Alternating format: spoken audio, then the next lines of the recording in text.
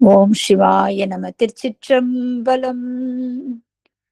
சாயான் வினை நாடுதொறும் தழைப்பவர் தாயே ஆகிய வளர்த்தனை போற்றி. தென்னாடுடைய சிவனே போற்றி. எந்நாட்டவர்க்கும் இறைவா போற்றி. காவாய் கனகத்திரளையே போற்றி. கைலை மலையானே போற்றி போற்றி. அருள்மிகு உண்ணாமலை சமித அண்ணாமலையார் திருவடிகள் போற்றி போற்றி. திருத்தணி முருகப்பெருமான் மலரடிகள் போற்றி போற்றி. அருள்மிகு சிவகாமி அம்பாள் சமித அருள் ஜோதி நாதனிய திருவடிகள் போற்றி போற்றி. அனைத்து அடியார்களுக்கும் திருவடி வணக்கம். குருவே சரணம். தெளிவு குருவின் திருமேனி காண்டல், தெளிவு குருவின் திருநாமம் செப்பல், தெளிவு குருவின் திருவார்த்தை கேட்டல், தெளிவு குரு ஒரு சிந்தித்தல் தானே, தெளிவு குரு ஒரு சிந்தித்தல் தானே. திருச்சிற்றம்பலம். ஒரு சின்ன ஒரு சுருக்கம் சொல்லிட்டு நம்ம வகுப்புக்கு ஆரம்பிக்கலாம். ஐயா விநாயகர் பாடல் பாடி நானூறு துதி பாடி ஆரம்பிச்சிருவாரு. இது இறைவன் திருவருள் தான். இன்னைக்கு நமக்கு அமைஞ்சது எதிர்பார்க்கவே இல்லை. எவ்வளோ நூட்கள் இருக்கு.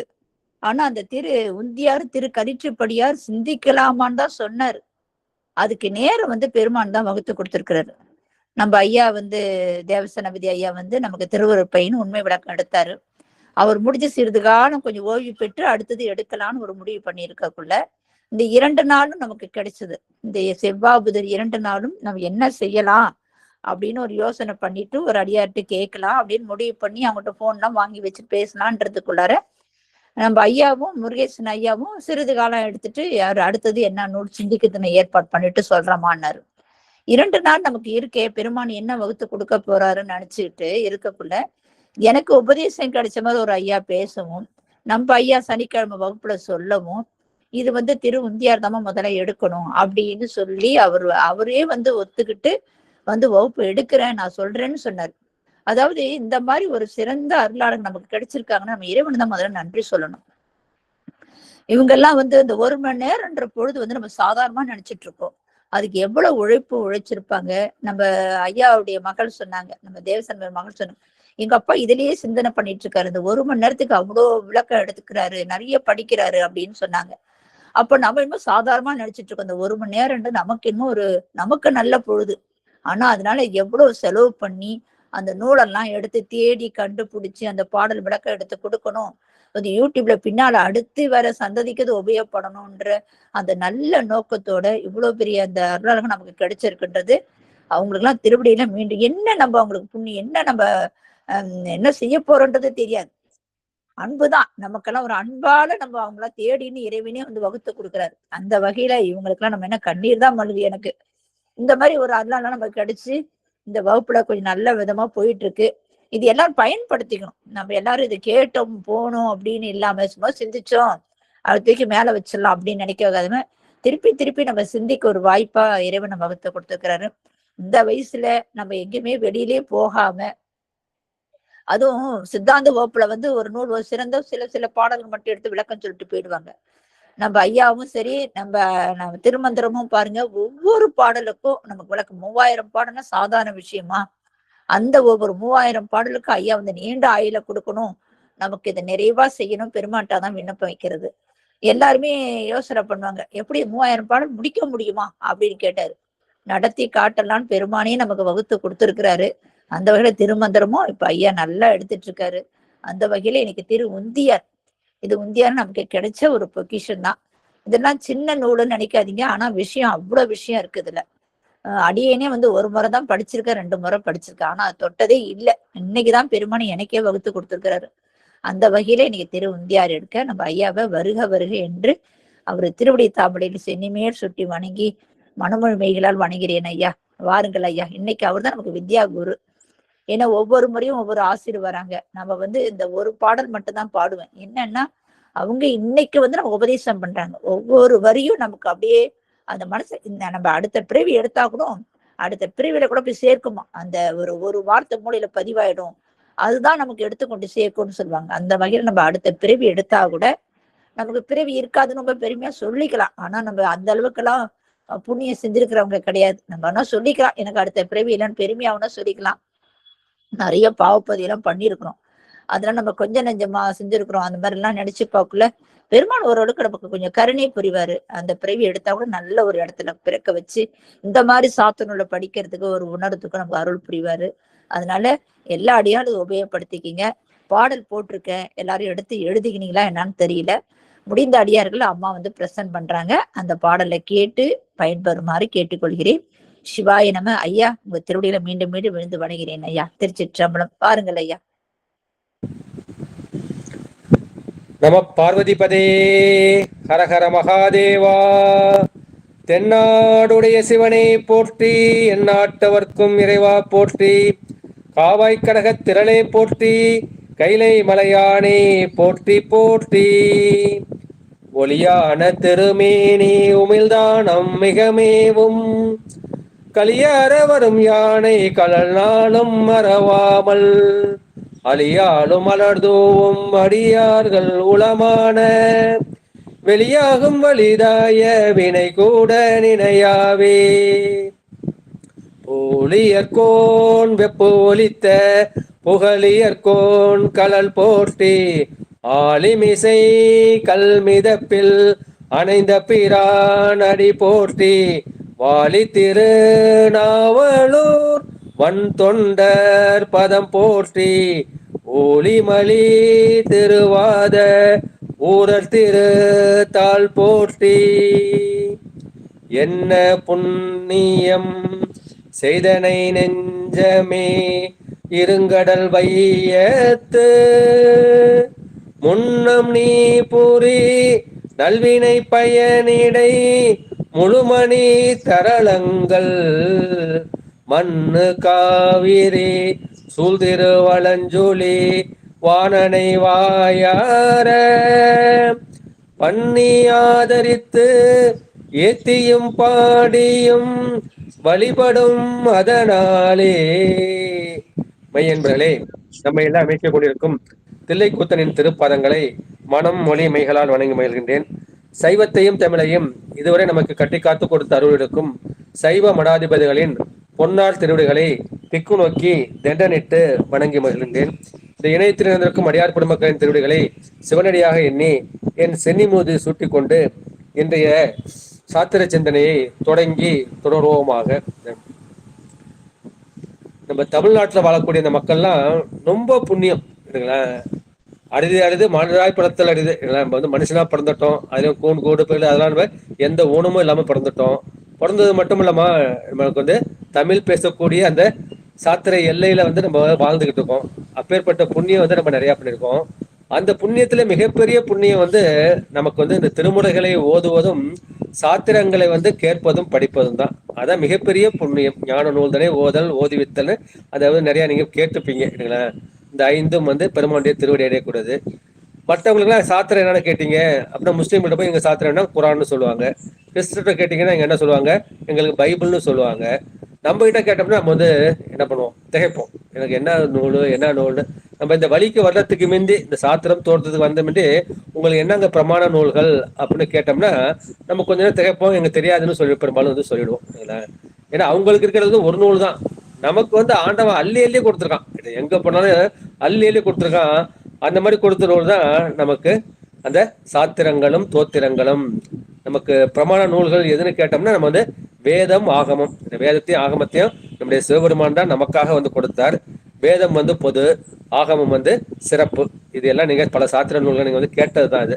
அப்ப வேதத்தின் பிழிவாக நமக்கு கிடைத்திருப்பது அந்த திருமுறைகள். அந்த ஆகமத்தின் பிழிவாக கிடைத்திருப்பது நமக்கு வந்து சாத்திர நூல். நமக்கு வந்து ஒரு சாத்திர நூலில் 14 சாத்திர நூல்கள் இருக்கின்றது. அதில் முதலாவது எண்ணப்படக்கூடியது திருவுந்தியார். இந்த திருவுந்தியாருக்கு வந்து வழி நூலாக இருப்பது வந்து திருக்கலிற்றுப்படியார். இதை பத்தி நம்ம அதிகமா வந்து பெரும்பாலும் வந்து சிந்திக்கிறது வந்து கிடையாது. நம்முடைய திருவாடுதுறை ஆதீன பயிற்சி முகாமிலேயும் இந்த நூல்களை வந்து அவங்க பெரும்பாலும் வந்து எடுக்கிறது கிடையாது. சிவஞான போதம், சிவஞான சித்திரம் பார்க்க போனா உண்மை ஃபர்ஸ்ட் உண்மை இலக்கத்தில் ஆரம்பிப்பாங்க. இப்போ திருவூர் பயனுக்கு வந்து போவாங்க. அதுக்கப்புறம் சிவஞான சித்தியாரோ சிவஞான போதமோ அதை மாதிரி எடுத்து முடிச்சுட்டு அப்புறம் திருக்குறள் சைவ சித்தாந்தம், தோத்திரங்கள் சைவ சித்தாந்தம் அந்த மாதிரி சொல்லிட்டு அவங்க வந்து பெரும்பாலும் வந்து முடிச்சுவாங்க. ஏன்னா அவங்க கொடுக்கப்பட்ட அந்த கால எல்லை வந்து ரொம்ப குறைவு. ஒரு 24 வகுப்புகள் வந்து எல்லாத்தையும் எடுக்க முடியும்னா நிச்சயமா வந்து எடுக்க முடியாது. அதையும் பல சித்தாந்த ஆசிரியர் வந்து மிக சிறப்பாக வந்து செய்து கொண்டு இருக்கின்றார்கள். எனவே நமக்கு வந்து காலத்தால் சிவஞானம், மூன்றாவது வந்து நமக்கு சிவஞான போதம்.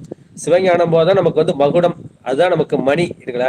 அதற்கு காலத்தால் முந்தியது இந்த திருவுந்தியாரும் திருக்கலட்டிப்படியாரும். மூன்றாவது வந்து சிவஞான போதம். நான்காவது வந்து அதன் வழிநூலாகிய சிவஞான சித்தியார்.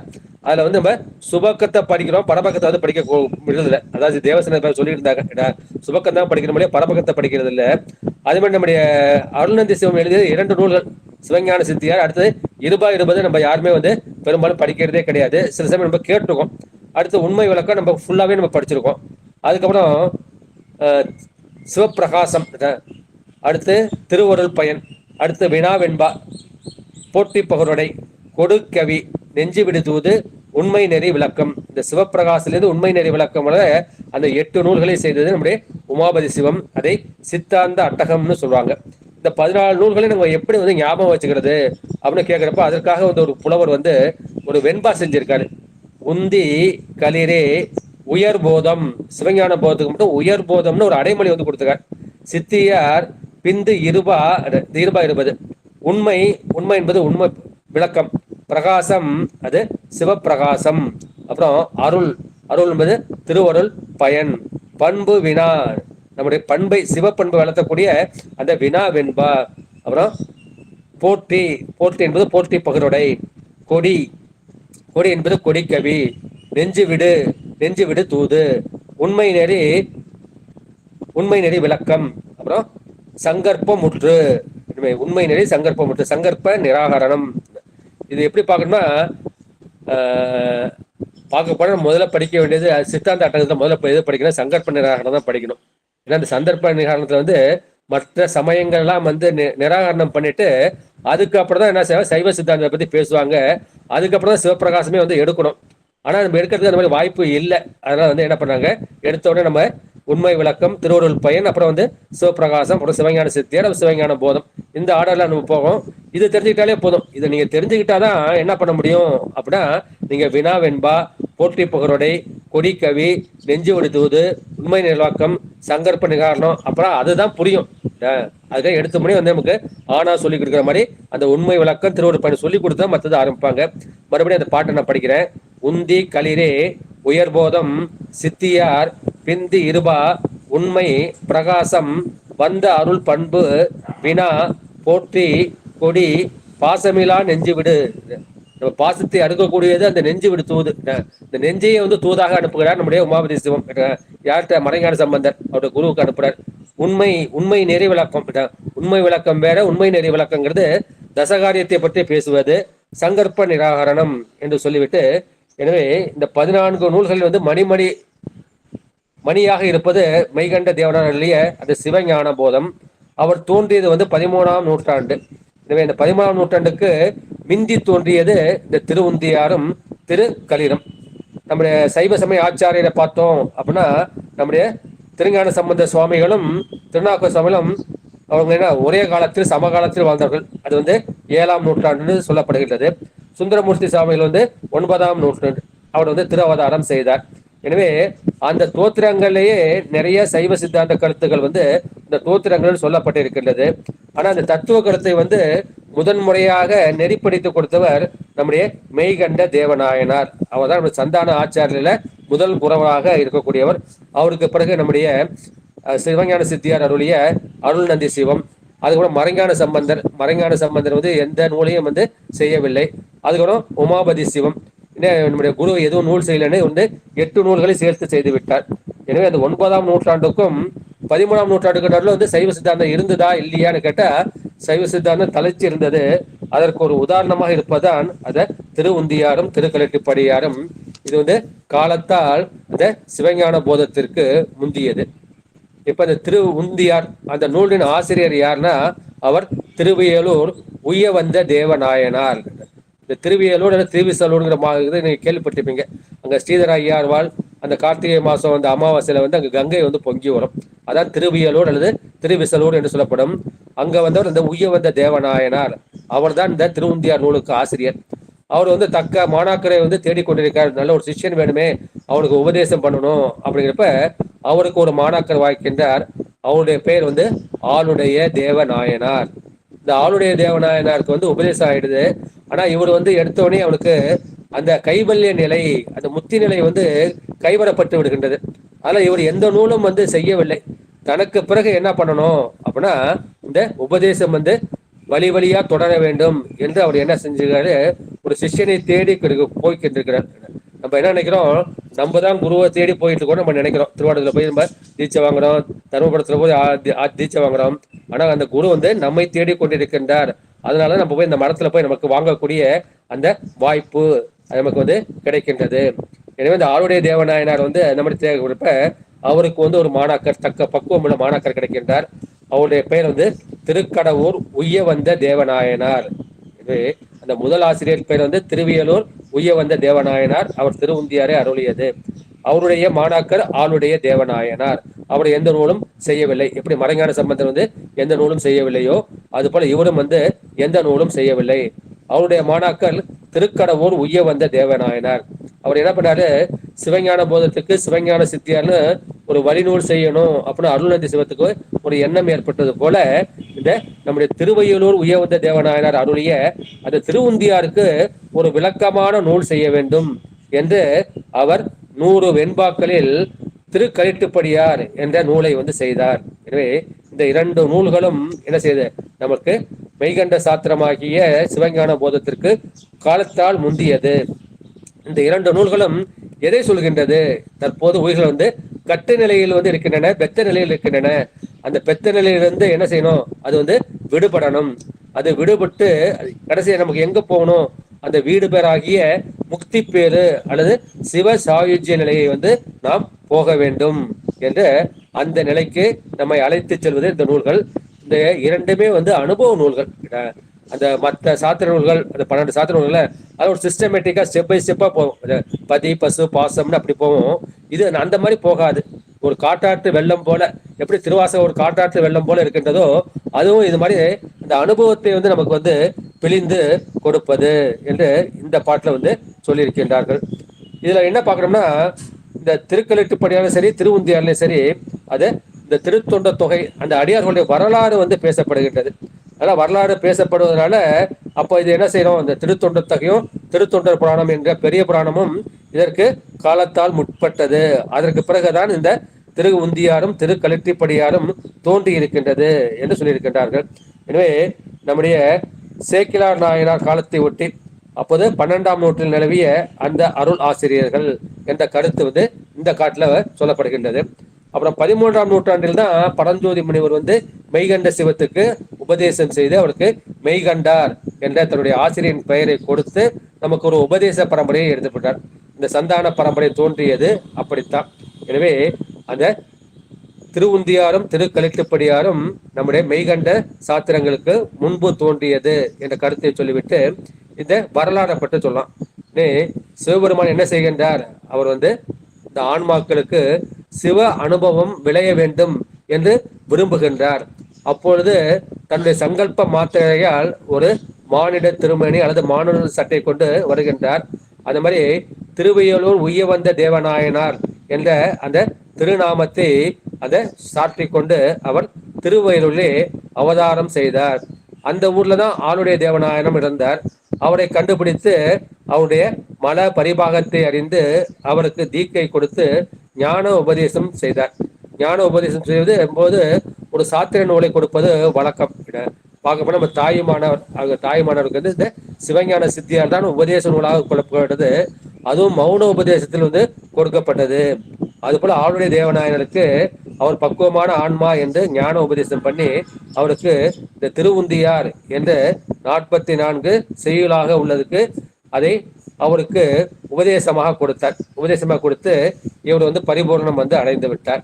அதுக்கு பிறகு ஆளுடைய தேவனார் என்ன செய்கின்றார், அந்த தமிழக எல்லைக்குள்ளே உலா பண்ணி வருகும்போது அங்க திருக்கடவுருக்கு போகின்றார். அந்த திருக்கடவுரிலே ஆட்டு வாணிப குலத்தில் அந்த ஆட்டு வாணிப குலத்திலே அவதரித்த ஒருவரை கண்டு அவரும் நல்ல பக்குவ ஆன்மா என்று அவருக்கு என்ன செஞ்சார், தன்னுடைய ஆசிரியருடைய பெயரை வந்து கொடுக்கிறார்.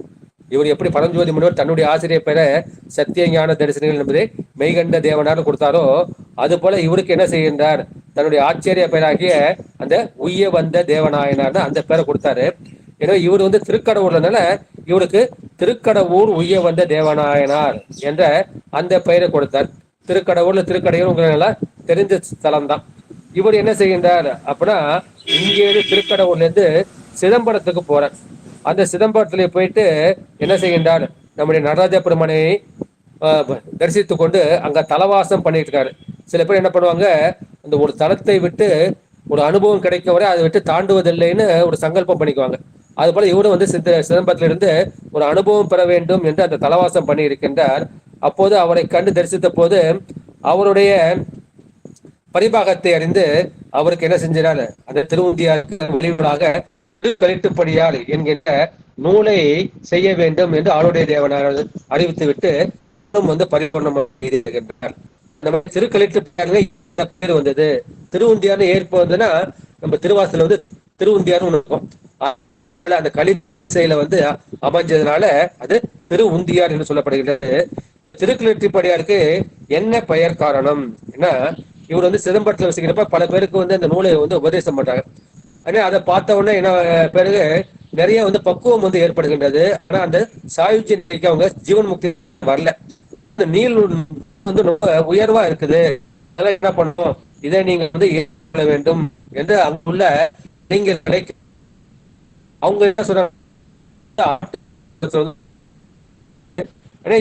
கீழ் ஜாதி நூலை வந்து அப்படின்னு சொல்ல கேள்விப்பட்டு என்ன பண்ண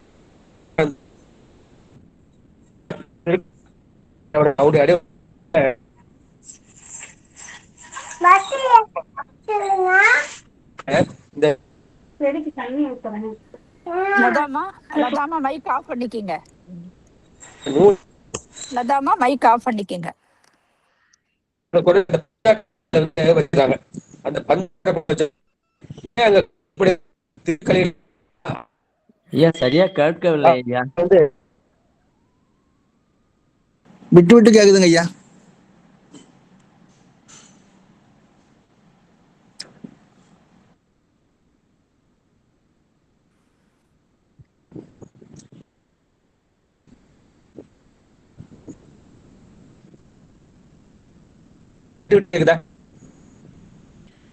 ஆமாங்க, விட்டு விட்டு கேக்குது. முதல்ல நல்லா இருந்து, இப்பதான் விட்டு விட்டு கேக்குதுங்க. அது கொஞ்சம் பாத்துங்களேன்.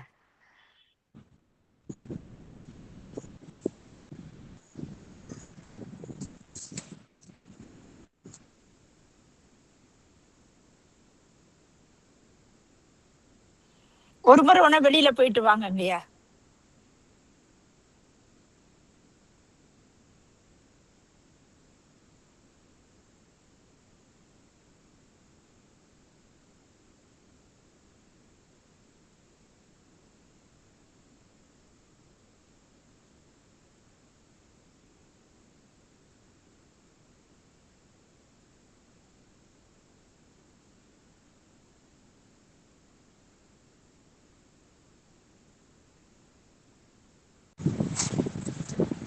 எப்படிமா கேக்குது? நல்லா கேக்குதுங்கய்யா. சரிம்மா. எனவே அந்த திருக்கழிட்டுப்படியாக இருக்கிறப்ப அங்க இருந்த அந்த கல்யாணம் என்ன செய்து, தன்னுடைய துதிக்கையாலே எடுத்து அது பெருமானுடைய திருவடியில் கொண்டு போய் வைக்கின்றது. அதுக்காக வந்து திருக்கழிட்டுப்படியார் என்ற பெயர் காரணம் வந்து இந்த பட்டம் வந்து. எனவே இங்க ஒரு சந்தானம் தோன்றுகின்றது. என்ன சொன்னா, திருவியலூர் உய்ய வந்த தேவநாயனார், அவருடைய மாணாக்கர் வந்து ஆளுடைய தேவநாயனார், அவருடைய மாணாக்கர் வந்து திருக்கடவுர் உய்ய வந்த தேவநாயனார் என்று ஒரு பரம்பரை வந்து தோன்றி இருக்கின்றது. இது காலத்தை வந்து ஆராய்ச்சி பண்ணிருக்காங்க. இவங்க எப்போது தோன்றினார்கள் அப்படின்னா, திருவுந்தியார் தோன்றிய காலம் வந்து 1147. அதற்கப்புறம் 30 ஆண்டுகள் கழித்து திருக்கழிட்டுப்படியார் காலம் 1177 என்று ஒரு விநாயகம் பிள்ளை என்ற ஆராய்ச்சியாளர் வந்து ஆராய்ச்சி பண்ணி சொல்லிருக்காரு. இப்ப திருவுந்தியாருக்கு போறோம். திருவுந்தியார் என்பது ஒரு மகளிர் விளையாட்டு. இந்த மகளிர் வந்து விளையாடும் போது என்ன பண்ணுவாங்க, இந்த குதிகாலில் வந்து நின்னுக்குவாங்க. நின்றுகிட்டு இந்த 2 கையை அப்படி உடிச்சுவாங்க. உடிச்சிட்டு உந்தி பரன்ட்டு அவங்க வந்து பாடுவாங்க. இதை வந்து மாணிக்கவாசகர் வந்து அந்த திருவுந்தியார் வந்து பண்ணியிருக்காரு. அதுல என்ன பண்றாங்க, இதெல்லாம் வந்து சின்ன பொண்ணுங்க விளையாடுறது. அந்த இள மகளிர் வந்து பாட்டுடை தலைவனது அந்த வெற்றி செயல்களை வாயால் புகழ்ந்து கொண்டு உயர எழுந்து குதிப்பது என்று அதுல மகளிர் இருவர் வந்து என்ன பண்ணுவாங்க, பெருமானுடைய அந்த வெற்றி செயல்களை சொல்லிக் கொண்டு அவர்கள் துள்ளி குதித்து விளையாடுவார்கள். இதுதான் திருவாத ஊர் அடிகள் என்ற மாணிக்க வாசகர் வந்து அந்த திருவுந்தியாரை அமைத்தார். எனவே திருவையலூர் உயர்ந்த தேவனாயரும் இந்த மாணிக்க வாசகரால் ஈர்க்கப்பட்டு அந்த திருவுந்தியாரை பின்பற்றி உந்தீபர என்று ஒரு திருவுந்தியாரை எழுதியிருக்கின்றார். உந்தியார் என்பது ஒரு விளையாட்டு பார்த்தோம்.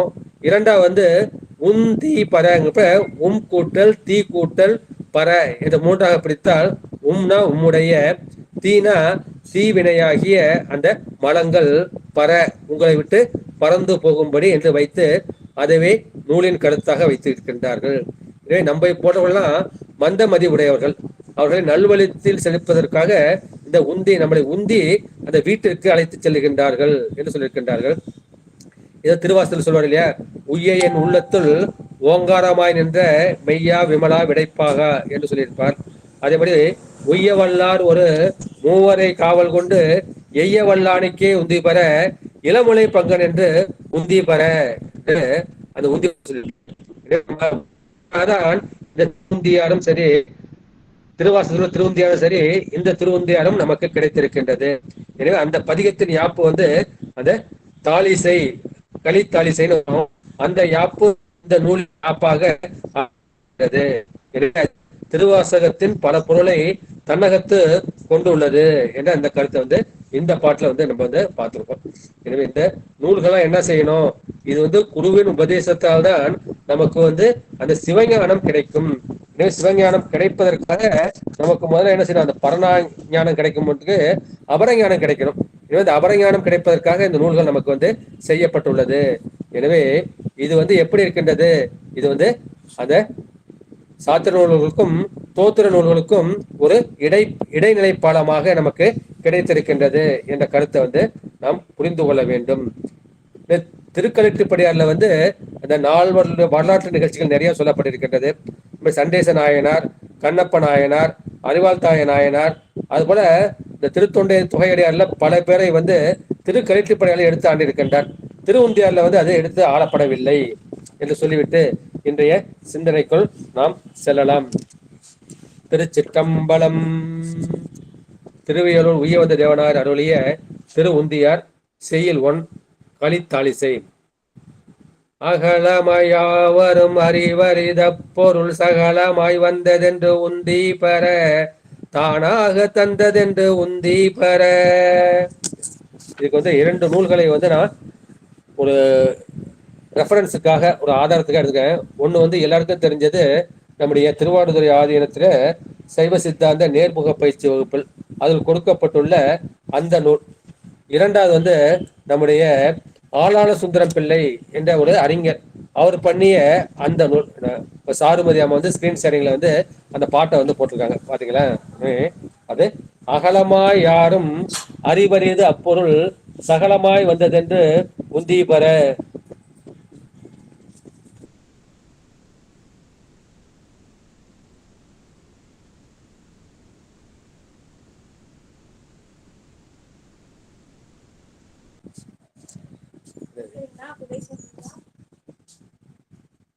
அகலம், அகலம் என்றால் அது வந்து அருவம் என்று அர்த்தம். களம் என்றால் உருவம், சகலம் என்றால் உருவத்தோடு கூடியது. அகலம்னா என்ன அர்த்தம், அது உருவம் இல்லாதது. சுத்தம்னா அதுக்கு தெரியும் நமக்கு, அதுக்கு ஆப்போசிட் வந்து அசுத்தம். நீதினா நமக்கு தெரியும், அதுக்கு ஆப்போசிட் வந்து அநீதி. நியாயம்னா நமக்கு தெரியும், அதுக்கு அநியாயம். எனவே களம் என்பது உருவம், அகலம்னா உருவம் அற்றது என்று கருத்து. சகலம் என்பது உருவத்தோடு கூடியது. களம்கிற உருவம், சாண உருவத்தோடு கூடியது. இப்ப என்ன செய்கின்றார் பெருமான் வந்து அகலமாக இருக்கின்றார். அவர் என்ன செய்கின்றார், அவர் வந்து உயிருக்கு உயிராய் என்று அவர் அறிவிக்கக்கூடிய அந்த பேர் அறிவாக இருக்கின்றார். ஆனா அந்த ஆன்மாக்களால வந்து அவர் வந்து புரிஞ்சுக்க முடியுமான, புரிஞ்சுக்க முடியாது. அதுக்காக அவர் என்ன பண்றாருன்னா, அவர் வந்து உருவம் தாங்கி வருகின்றார். அந்த உருவம் என்ன, அது குருவின் வடிவமாக வருகின்றார். அந்த மாதிரி குருவின் வடிவமாக வந்து அவர் என்ன செய்கின்றார், நமக்கு அந்த உபதேசத்தை செய்கின்றார். உபதேசம் செய்து நமக்கு என்ன செய்கின்றார், அந்த வீட்டு பேரை வந்து கொடுக்கின்றார். இப்ப பார்க்கலாம்.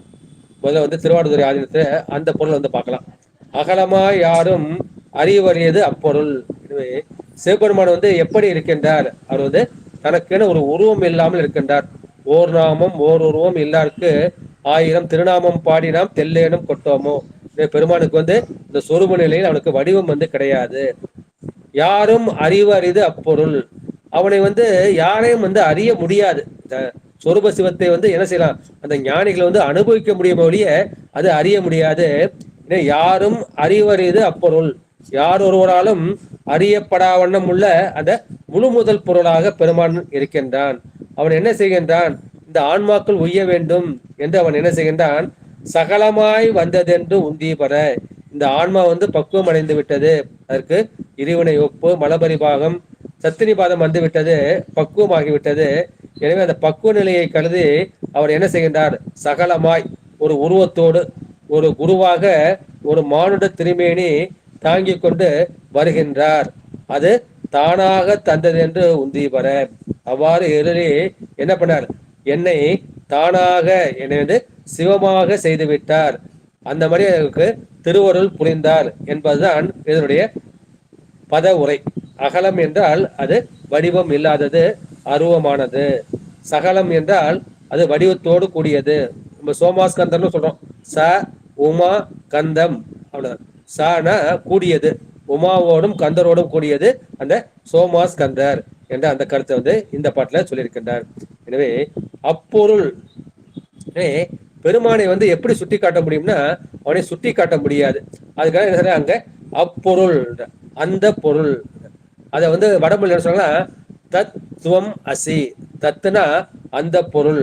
எனவே தத் பொருள், தத்துவம்னா நீ, அசினா ஆகின்றாய். அப்ப ஆன்மாவாகிய நீ சிவம் ஆகின்றாய். அதுதான் வந்து அப்பொருள். அந்த அப்பொருள்னா இன்னது என்று சுட்டப்பட்ட அந்த சிவத்தை குறிக்கும். அது தானாக தந்தது, அந்த பக்குவம் வாய்ந்த அந்த உயிருக்கு சிவமாம் தன்மை என்கின்ற அந்த பெருவாழ்வை கொடுத்தது என்று சொல்லியிருக்கின்றார்கள். இதைதான் வந்து சிவஞான போதத்துல அந்த 12ஆம் நூற்பாவுக்கு ஒரு உதாரண வெண்பா சொல்லியிருக்காரு இல்லையா? அந்த அதிகரணத்துக்கு தன்னை அறிவித்து தான் தானா செய்தானை. பெருமான் வந்து என்ன? என்னை அறிவித்து எனக்கருள் புரிந்துன்னு நம்முடைய விநாயகர்கள் வந்து பார்க்கிறோம். அதுபோல தன்னை அறிவித்து தான் தானா செய்தானை, தன்னை சிவமாக செய்தான். சித்தமலம் அறிவித்து சிவமாக்கி என ஆண்ட. இதே திருவுருள் பயன்ல பார்க்கலாம்னா தன்னிலைமை மண்ணுயிர்கள் சாரத்தரும் சக்தி பின்னமிலான் எங்கள் பிரான். பெருமான் என்ன செய்யறார்? தன் நிலையை உயிர்கள் சார்வதற்காக கொடுக்கின்றான். சிவமாக்கி என ஆண்ட, சித்தமலம் அனுபவித்து சிவமாக்கி என ஆண்ட என்று திருவாசல அச்சோப்பதிகத்தை சொல்லியிருக்கின்றார்கள். இது தானாக தந்தது என்பதற்கு வேறு பொருளும் சொல்லியிருக்கின்றார்கள். என்னன்னா நாமெல்லாம் மும்மலம் உடைய சகல வர்க்கத்து ஆன்மாக்கள்.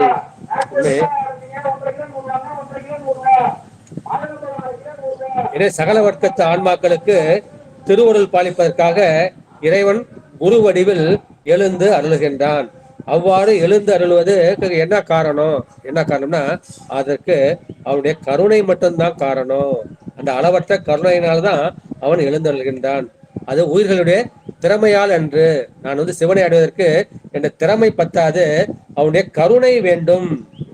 இந்த ஆன்மபோதம் அடங்கினாதான் நமக்கு அந்த திருவருள் கிடைக்கும் என்ற கருத்தை வந்து இந்த சொல்லியிருக்கின்றார்கள். பெருமானுக்கு வந்து 2 நிலைகள் இருக்கின்றன. ஒண்ணு வந்து தடத்த நிலை, இரண்டாவது வந்து சொரூப நிலை. எனவே அந்த சொரூப நிலையை வந்து யாரும் வந்து அடைஞ்சிக்க முடியாது. அதுக்காக பெருமான் என்ன செய்கின்றார்? அந்த அருவமாக வருகின்றார், அடுத்து அரு உருவமாக வருகின்றார், மூன்றாவதாக வந்து உருவமாக வருகின்றார். இது தடத்துல வந்து அருவம், அரு உருவம், உருவம் என்ற அந்த 3ம் உண்டு. இதை தாண்டியது சொரூப நிலை. அந்த சொரூப நிலை வந்து மனம் வாக்குக்கு எட்டாத நிலை. அந்த மனம் வாக்குக்கு எட்டாத நிலையில் உள்ள அந்த சிவன் வந்து என்ன செய்கின்றான்? இந்த உயிர்கள் தன்னை அறிய வேண்டும் என்ற அந்த காரணத்தினால், அந்த கருணையினால், அந்த இரக்கத்தினால் ஒரு மானுட திருமேனி தாங்கிக் கொண்டு வந்து குரு வடிவில் வருகின்றான். இதைதான் மாணிக்கம் சொல்வார், அரிக்கும் பிரம்மர்க்கும் அல்லாத தேவர்க்கும் என்று அந்த திருவாசல திருத்தல்யாணத்துல வந்து சொல்லுவார். அதே மாதிரி பாரார் விசும்புள்ளார் பாதாளத்தார் புறத்தார் அவங்களால அறிய முடியாது என்ற கருத்தை வந்து இந்த பாட்டு சொல்லியிருக்கின்றார்கள். எனவே இறைவன் வந்து தனக்கு ஓமை இல்லாதவன், தனக்கு ஓமை இல்லாதான் தாழ் சேர்ந்தாருக்கல்லால் மணக்கவலை மாற்றல் அரிது. அவன் வந்து ஒருவன் தான், எனவே அவன் வந்து ஏகன் எனப்படுகின்றான். அதுதான் மாணிக்க வாசகர் ஒருவன் என்னும் ஒருவன் காண்க என்று சொல்கின்றான். அந்த பெருமான் எப்படி இருக்கின்றான்? அவன் வந்து கலப்பினால் ஒன்றாக இந்த உயிர்களோடும் ஜடப்பொருளோடும் கலந்து அவையே தானேயாய் என்று சொல்றாங்க இல்லையா, அது உயிர்களோடு கலந்து இருக்கின்றான். இரண்டாவது வந்து உயிரோடு கலந்து இருந்தாலும் அவன் வேறாகவும் இருக்கின்றான். மூன்றாவது உடனாகவும் இருக்கின்றான்.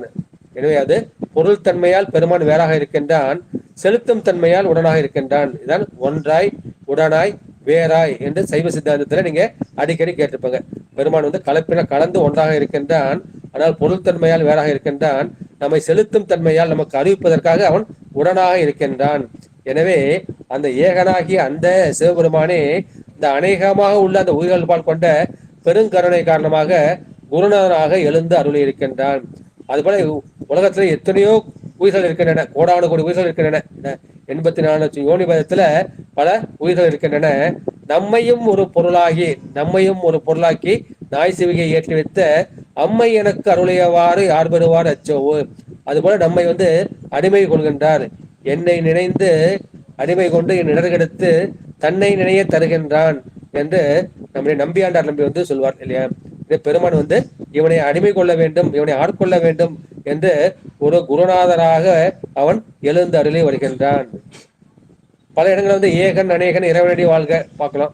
இப்ப ஏகன் அநேகன் என்பதை திருவள்ளுவர் பயில நம்ம வந்து பார்த்திருக்கோம். அவன் எப்படி வருகின்றான்? அவன் வந்து நமக்கு நாதனாக தலைவனாக வருகின்றான் என்ற இதுதான் வந்து திருவாவடுதுறையில் சொல்லக்கூடிய அந்த பொருள். இப்ப நம்ம என்ன பண்ணலாம், அதை ஒவ்வொரு வார்த்தையாக வந்து எடுத்துக்கலாம். எனவே மக்களாக நம்ம பிறந்திருக்கோம். சரி, இதுல வந்து 3 வரி இருக்கு. அந்த 3 வரிக்கு வந்து 3 பொருள் சொல்லப்படுகின்றது. என்ன கருத்து சொல்லப்படுகின்றது? ஒண்ணு வந்து கடவுள் என்று ஒருவர் உண்டு. இரண்டாவது வந்து இந்த கடவுள் தான் நமக்கு வந்து ஆச்சாரியராக குருநாதராக வருகின்றார். மூன்றாவது என்ன செய்கின்றாரு? அவர் வந்து பக்குவ ஆன்மாக்களுக்கு தாமாகவே அருள் புரிவார். இந்த 3 கருத்தை மட்டும் நீங்க புரிஞ்சுக்கிட்டாலே போதும், மற்ற விளக்கங்களாம் உங்களுக்கு தேவையில்லை. கடவுள்னு ஒருத்தர் இருக்காரு, அவர் தான் ஆச்சாரியராக குருநாதராக வருகின்றார். அவர் வந்து பக்குவ ஆன்மாக்களுக்கு தாமாகவே அருள் புரிவார். நம்ம என்ன செய்யணும்? முதல்ல வந்து கடவுள்னு ஒருத்தர் இருக்கார் என்ற நம்பிக்கை வேண்டும். பக்திக்கு அடிப்படை வந்து நம்பிக்கை தான், விசுவாசம் தான். அந்த விசுவாசம் இருந்தாதான் தொடர்ந்து நம்ம போகலாம். சரி, நமக்கு விசுவாசம் இல்லை அப்படின்னு நம்ம என்ன பண்ணலாம்? அந்த ஏற்கனவே ஆன்றோர் சொன்ன நூல்கள் இருக்கின்றது, அந்த ஆகம நூல்கள், தோத்திர நூல்கள் இருக்காங்க. இப்போ ஞான சம்பந்தம் எல்லாம் போய் சொல்ல மாட்டார், நாவுக்கரசர் போய் சொல்ல மாட்டார். அவங்க சொன்னதை நம்ம நம்பணும். அந்த ஆகம நூல்கள் நம்பினா அங்க இறைவன் இருக்கின்றார். இல்ல என்ன ஆராய்ச்சி பண்ணணும் அப்படின்னா அவனுக்கு தர்க்க சாஸ்திரம் இருக்கின்றது, அனுமான பிரமாணம் இருக்கின்றது. அந்த அனுமான பிரமாணத்தின் மூலமாவது நீ கடவுள் இருக்கின்றார், அந்த கடவுளே இருப்பை வந்து நீங்கள் நம்ப வேண்டும். எனவே அவர்கள் அந்த ஆன்றோர்கள் சொன்ன சொல்லை நம்பினாலும் சரி, அந்த ஆகம நூல்களை, வேத நூல்களை, இந்த சாத்திர நூல்களை, தோத்திர நூல்களை நம்பினாலும் சரி, எப்படியாவது பெருமானை வந்து ஏற்றுக்கொள்ள வேண்டும். இல்ல அனுமான பிரமாணத்துல நீங்க ஏற்றுக்கொள்ள வேண்டும். இதற்காக தான் நம்முடைய மெய்கண்ட தேவனான என்ன பண்ணாரு? அந்த சிவஞான போதத்துல வந்து பிரமாணம் இலக்கணம் என்று 2 பகுதிகளை ஏற்படுறார். முதல்ல வந்து இந்த பொது அதிகாரத்துல என்ன இருக்கும்? பிரமாணம் இருக்கும், இலக்கணம் இருக்கும். அப்புறம் சாதகம் வந்து சாதக இயல், அப்புறம் பயனியல்னு 2 இருக்கும். 4 இயல் இருக்கும். 2 அதிகாரம், 4 இயல்கள், 12 சூத்திரங்கள் இருக்கும். முதல்ல வந்து பிரமாணம்னு சொல்றாரு. பிரமாணம்னா அது இருக்கின்றது, அந்த 3 பொருளும் இருக்கின்றது. பதியாகிய சிவன் இருக்கின்றான், பசுக்களாகிய உயிர்கள் இருக்கின்றது. அந்த பசுக்களை கொட்டியுள்ள அந்த பாசமாகிய அந்த ஆணவம் கண்மம் மாயை இருக்கின்றது. இதுக்கு பிரமாணம் சொல்லுகின்றார். அதான் பிரமாணம் என்று சொல்லிவிட்டார். அப்புறம் என்ன செய்கின்றார்? அதற்கு இலக்கணம். இந்த பதி வந்து எப்படி இருப்பார், அவருடைய இலக்கணம் என்ன? இந்த பசுக்கள் எப்படி இருக்கும், அதனுடைய இலக்கணம் என்ன? அந்த பாசம் ஆகிய அந்த ஆணவத்துடைய இலக்கணம் என்ன, கண்மத்துடைய இலக்கணம் என்ன, மாயுடைய இலக்கணம் என்ன என்று அந்த புதிய அதிகாரத்துல நம்முடைய சிவஞான போதத்துல நல்லா சொல்லியிருக்காங்க. சிவஞான சித்தியரும் அதை அறிவுற்றியே வருவதாக தான். எனவே நம்ம என்ன செய்யலாம்? நம்ம வந்து என்ன பண்ணுவோம்? இதை கெஸ் பண்ணணும். அதுதான் அனுமானம்னு சொல்லுவாங்க. என்ன அந்த அனுமானத்தால் அறியக்கூடியது. எனவே அந்த பிரமாணத்தை நம்ம என்ன சொல்லுவோம்? அந்த ஊகித்து அறிவதுதான் அனுமானம் எனப்படும். இப்ப என்ன உதாரணம் சொல்லுவாங்க அப்படின்னா, ஒரு மலைக்கு அப்பால் ஒரு புகை இருக்கின்றது, அங்க புகை இருப்பதால அது அங்கே தீ இருக்கின்றது. இந்த உதாரணம் தான் பெரும்பாலும் சொல்லுவாங்க. இதே புகை இருந்தால் என்ன இருக்கும்? நெருப்பு இருக்கும். நெருப்பு இல்லாமல் புகையாதுன்னு சொல்லுவாங்க இல்லையா? இந்த நெருப்பு என்ன பண்ண கண்டுபிடிக்கணும்? புகை இருந்தால் அங்கே நெருப்பு இருக்கும் என்ற அந்த விட்டு விடாத சம்பத்தை வச்சு சொல்லுவாங்க. நம்ம என்ன பண்ணாங்க? பக்கமா போறோம், பக்கமா போறப்ப என்ன செய்யறோம்? ஒரு சூடு தெரியுது. அப்ப சூடு தெரிஞ்சா நம்ம என்ன செய்யறோம்? அப்ப வந்து நமக்கு வந்து அங்க நெருப்பு இருக்கு, நெருப்பு இருக்கிறதால அது சுடுது. எனவே அந்த புகையால் அறிவது அனுமானம், அந்த வெப்பத்தால் தீயை உணர்வது இலக்கணம். இதுதான் வந்து அனுமான இலக்கணம், இலக்கண இலக்கணம். எனவே அந்த ரெண்டு வகையால ஒரு பொருளை வந்து அறிந்து விட்டோம் அப்படின்னா நமக்கு வந்து அப்போது ஐயம் ஏற்படாது. அந்த அறிவு வந்து உறுதிப்படும். மனம் வந்து அது நிலைத்து நிற்கும். இது சத்தியம்தான், இது உண்மைதான். எனவே அவர்கள் கூறிய அந்த வாசகம் எல்லாம் ஆப்த வாசகம். அதுதான் சுருதி பிரமாணம் என்று சொல்வார்கள். எனவே அந்த சுருதி பிரமாணத்தின் மூலமாக அதை நம்ம ஏற்றுக்கொள்கின்றோம். எனவே இந்த 14 சாத்திர நூல்களையும் எழுதியவர்கள், அதை இயற்றியவர்கள் வந்து அனுபூதிமான்கள், அந்த நம்முடைய அனுபவத்தில் வந்து அதை அறிந்தவர்கள். அதுபோல நம்முடைய தோத்தெடுத்து அருளிய அந்த 27 அருளாளர்கள் அவர்களும் ஜீவன் முக்தர்கள் தான். எனவே எல்லோருமே ஜீவன் முக்தன் என்ற அனுபூதிமான்கள். எனவே அவர்கள் சொல்வதில் நம்ம என்ன பண்ணணும்? ஐயப்படக்கூடாது. ஐயம் திரிபு என்ற அந்த உணர்ச்சி வந்து நமக்கு வரக்கூடாது. இப்ப பார்க்கலாம். எனவே கடவுளை அவர் எப்படி சொல்றாரு? அந்த அப்பொருள். எனவே அந்த கடவுள் வந்து ஒருவர் உண்டு சொல்லிட்டோம். அந்த கடவுள் எப்படிப்பட்டவர்? அவர் வந்து நித்தியமான பொருள். நம்ம உலகத்துல வந்து பல பொருள்களை வந்து நம்ம பார்க்கிறோம். நம்முடைய அறிவால் வந்து சுற்றி அறியப்படக்கூடியது, காணப்படக்கூடியது, அது எல்லாமே என்ன செய்யும்? அது தோன்றி இருந்து அழியும். இந்த உடல் வந்து தோன்றி இருந்து அழியும். ஆனா இந்த ஆன்மா வந்து அழியாது. நான் என்ன செய்யறோம்? இந்த உலகத்துல வந்து எனக்கு இன்பம் வேண்டும், எனக்கு செல்வ பொருள் வேண்டும் என்றுதான் எல்லாம். நம்ம எல்லாருமே விரும்புறது என்ன? ஏன்னா அந்த பொருளை தான் விரும்புகிறோம். ஏன்னா பொருள் இல்லாருக்கு இவ்வுலகம் இல்லை, அருள் இல்லாருக்கு அவ்வுலகம் இல்லை. அந்த உலகம் எப்ப பார்த்துக்கலாம். எனக்கு இந்த உலகம் வேணும், இந்த உலகத்துக்கு எனக்கு பொருள் வேண்டும். ஆனா எந்த பொருள் வந்து அழியாத தன்மையுடையதா இருக்கின்றது, அந்த பொருள் தான் நமக்கு மெய்ப்பொருள். பொருள் அல்லவற்றை பொருள் என்று உணரும் மருளானா மானா பிறப்பு. மருள் என்ற மயக்கத்தை செய்யக்கூடியது இந்த மானிட பிறப்பு. மையல் மானுடமாய் மயங்கும் வேளையில் ஐயனே என்னை தடுத்து ஆட்கொள்ள வேண்டும் என்று சுந்தரர் சொன்னது இந்த காரணத்தால் தான். எப்போ வந்து பூமியில் நம்ம கால் வைக்கிறோமோ பிறக்கிறோமோ அப்பவே நமக்கு அந்த மயக்கம் வந்துவிடும். அப்போது பொருள் அல்லவற்றை பொருளாக நாம் நினைப்போம். எனவே அந்த பொருள் என்ன செய்யுது? அது மெய்ப்பொருள். அந்த மெய்ப்பொருள்ல ஆண் பெண் அலி என்ற பாகுபாடு எதுவுமே வந்து கிடையாது. அது வந்து எல்லோருக்கும் உரியது, எல்லா ஆன்மாக்களுக்கும் உரியது, அந்த 7 வகை பிறப்புக்கும் வந்து உரியது. எனவே உண்மை வாழ்வுக்கு நமக்கு செல்வமாகி அந்த பொருள் வந்து தேவைப்படுகின்றது. மறுமைக்கு நம்ம என்ன செய்ய தேவைப்படுகின்றது? அங்க வந்து நமக்கு அருள் தான் நமக்கு தேவைப்படுகின்றது. அந்த அருளை பெற வேண்டும்னா என்ன செய்யணும்? அந்த உயிரெழுத்து அன்பு இருக்க வேண்டும். அந்த அன்பு இருந்தாதான் பெருமானை அறிய முடியும். அந்த மெய்ப்பொருளாகிய தெய்வ பொருள் என்ன செய்தது? அது நம்மளுக்கு மனத்துக்கும் வாக்குக்கும் அப்பாற்பட்டது. மனோ வாக்கு காயம்னு 3 சொல்றாங்க. திரிகரணங்கள் அல்லது முக்கரணங்கள். ஒண்ணு வந்து மனம், இரண்டாவது வாக்காகிய இந்த பேச்சு, மூன்றாவது இந்த மெய்யாகிய உடம்பு அல்லது காயம். இதே மனோ வாக்கு காயங்களுக்கு எட்டாதது. ஏன்னா இந்த மனோ வாக்கு காயம் எங்க இருந்தது? இந்த 36 தத்துவத்துல வந்து வந்தது. இது 36 தத்துவத்தை அந்த மாயை வந்து கடந்தது. இது மாயைக்கு அப்பாற்பட்டது. மாயைக்கு அப்பாற்பட்ட அந்த சிவபரம்பொருளை மாயைக்கு உட்பட்ட அந்த மனோவாக்கு கரணங்கள் இதன் மூலமாக நம்மள அறிய முடியாது. எனவே கடவுளுடைய உடம்பு வந்து மாயை கிடையாது, அது வந்து அருள் திருமேனி. நம்முடைய மாயையுடைய திருமேனி. பெருமான் வந்து அந்த மாதிரி இருக்கிறான். அதை தான் நம்முடைய மாணிக்க சிந்தையும் செல்லா சேச்சியன் காண்க என்று சொல்வார். இந்த அந்த காலத்துல உயர்வானது அந்த சிந்தை தான். அந்த சிந்தை கூட அவன் பக்கத்துல போக முடியாது என்று சொல்வார்கள். பண்டாய நான்மறையும் பால் அணுகா. அந்த 4 மறைகள் கூட பெருமான் பால்ல பக்கத்துல கூட போக முடியாது. பட் சிந்தையும் அவன் பக்கத்துல போக முடியாது. அந்த பெருமானுக்கு வந்து ஒரு பெயர் சொல்லக்கூடாது. அதனால என்ன சொல்ற? அந்த கடவுளை அப்பொருள் என்று சொன்னார். அகலமாய் யாவரும் அறிவர் இது அப்பொருள். அந்த அப்பொருள் விட அந்த வார்த்தைக்கு நம்ம விளக்கம் பார்த்துட்டு இருக்கோம். அதை வடமொழியில வந்து தத்து பொருள்ங்கிறாங்க. தத்துவம் அசிங்கிறத 3 அப்படியாங்க. தத்து துவம் அசி. தத்து என்பது சிவபெருமான், துவம் என்பது இந்த ஆன்மா, அசினா நீ ஆகிறாய். எனவே தத்தாகிய சிவமாக நீ ஆகிறாய் என்பதான் இந்த தத்துவமசி என்கின்ற மகா வாக்கியத்தின் உட்பொருள். எனவே அப்பொருள், அப்பொருள்னா அந்த பொருள். ஆங்கிலத்தோட தட்டுன்னு சொல்லுவாங்க. இதை வந்து திஸ்ன்னு சொல்லுவாங்க. அதை வந்து பக்கத்துல தான் திஸ், அங்க இருந்தா தட்டு. இந்த பெருமான் வந்து அங்க தூரத்துல இருக்கான்னு அவங்க நினைக்கிறாங்க. அதுல தத்பொருள் என்று சொல்லியிருக்கின்றார்கள். அது என்ன? அது மேலான பொருள், அது ஒப்பில்லாத பொருள். எனவே அப்பொருள் என்கின்ற அந்த வார்த்தை பிரயோகத்தால் பெருமான் என்ன செய்யறான்? அவன் மாயைக்கு அப்பாற்பட்டவன், அவன் மாயாதீதன், குணாதீதன், அவன் வந்து பிறப்பும் இறப்பும் அற்றவன் என்று சொல்லியிருக்கின்றார்கள். இதைதான் அந்த திருவுருள் பயன் நம்ம பார்த்தோம். இப்பதான் நீங்க பாத்தீங்க. அதுல பதிமுது நிலை, அந்த பதிமுது நிலை என்ன சொல்றாங்க? அகர உயிர் போல். பெருமான் எப்படி இருக்கின்றான்? அந்த அகர உயிர் போல இருக்கின்றான். எனவே அகரம் போன்ற அந்த பொருள், இப்ப ஆ பொருள்னா ஆ என்பது அகரத்தை குறிக்கும். இது அகரம் போன்ற பொருள். அப்பொருள்களுக்கு இரண்டாவது அர்த்தம். இரண்டாவது, அந்த அகாரம் வந்து எப்படி இருக்கின்றது? அந்த அகரம் வந்து வாயை திறந்தால், வாயை அங்காத்தாலே நமக்கு கிடைக்கிறது இல்லையா? அதுபோல பெருமானும் வந்து இயல்பாகவே இருக்கின்றான். எனவே அந்த அகரம் எப்படி இருக்கின்றது? அது நாத மாத்திரையா இருக்கின்றது. அதற்கு விகாரம் வந்து கிடையாது. அது ஏனைய உயிர் எழுத்துக்களுக்கும் மெய் எழுத்துக்களுக்கும் உள்ளீடா இருக்கின்றது. அந்த 12 உயிர் எழுத்துக்கும் 18 மெய் எழுத்துக்களும் அந்த உயிர் மெய் எழுத்துக்களுக்கும் அதுதான் வந்து உள்ளீடா இருக்கின்றது. அந்த அகரம் தான் அவற்றோடு கலந்து இருக்கின்றது. அப்புறம் என்ன? அதுதான் அவற்றை செலுத்துகின்றது, அந்த மற்ற எழுத்துக்களையும் வந்து செலுத்துகின்றது. அது போல இறைப்பொருளும் நாத தத்துவம் உடையா இருக்கின்றது.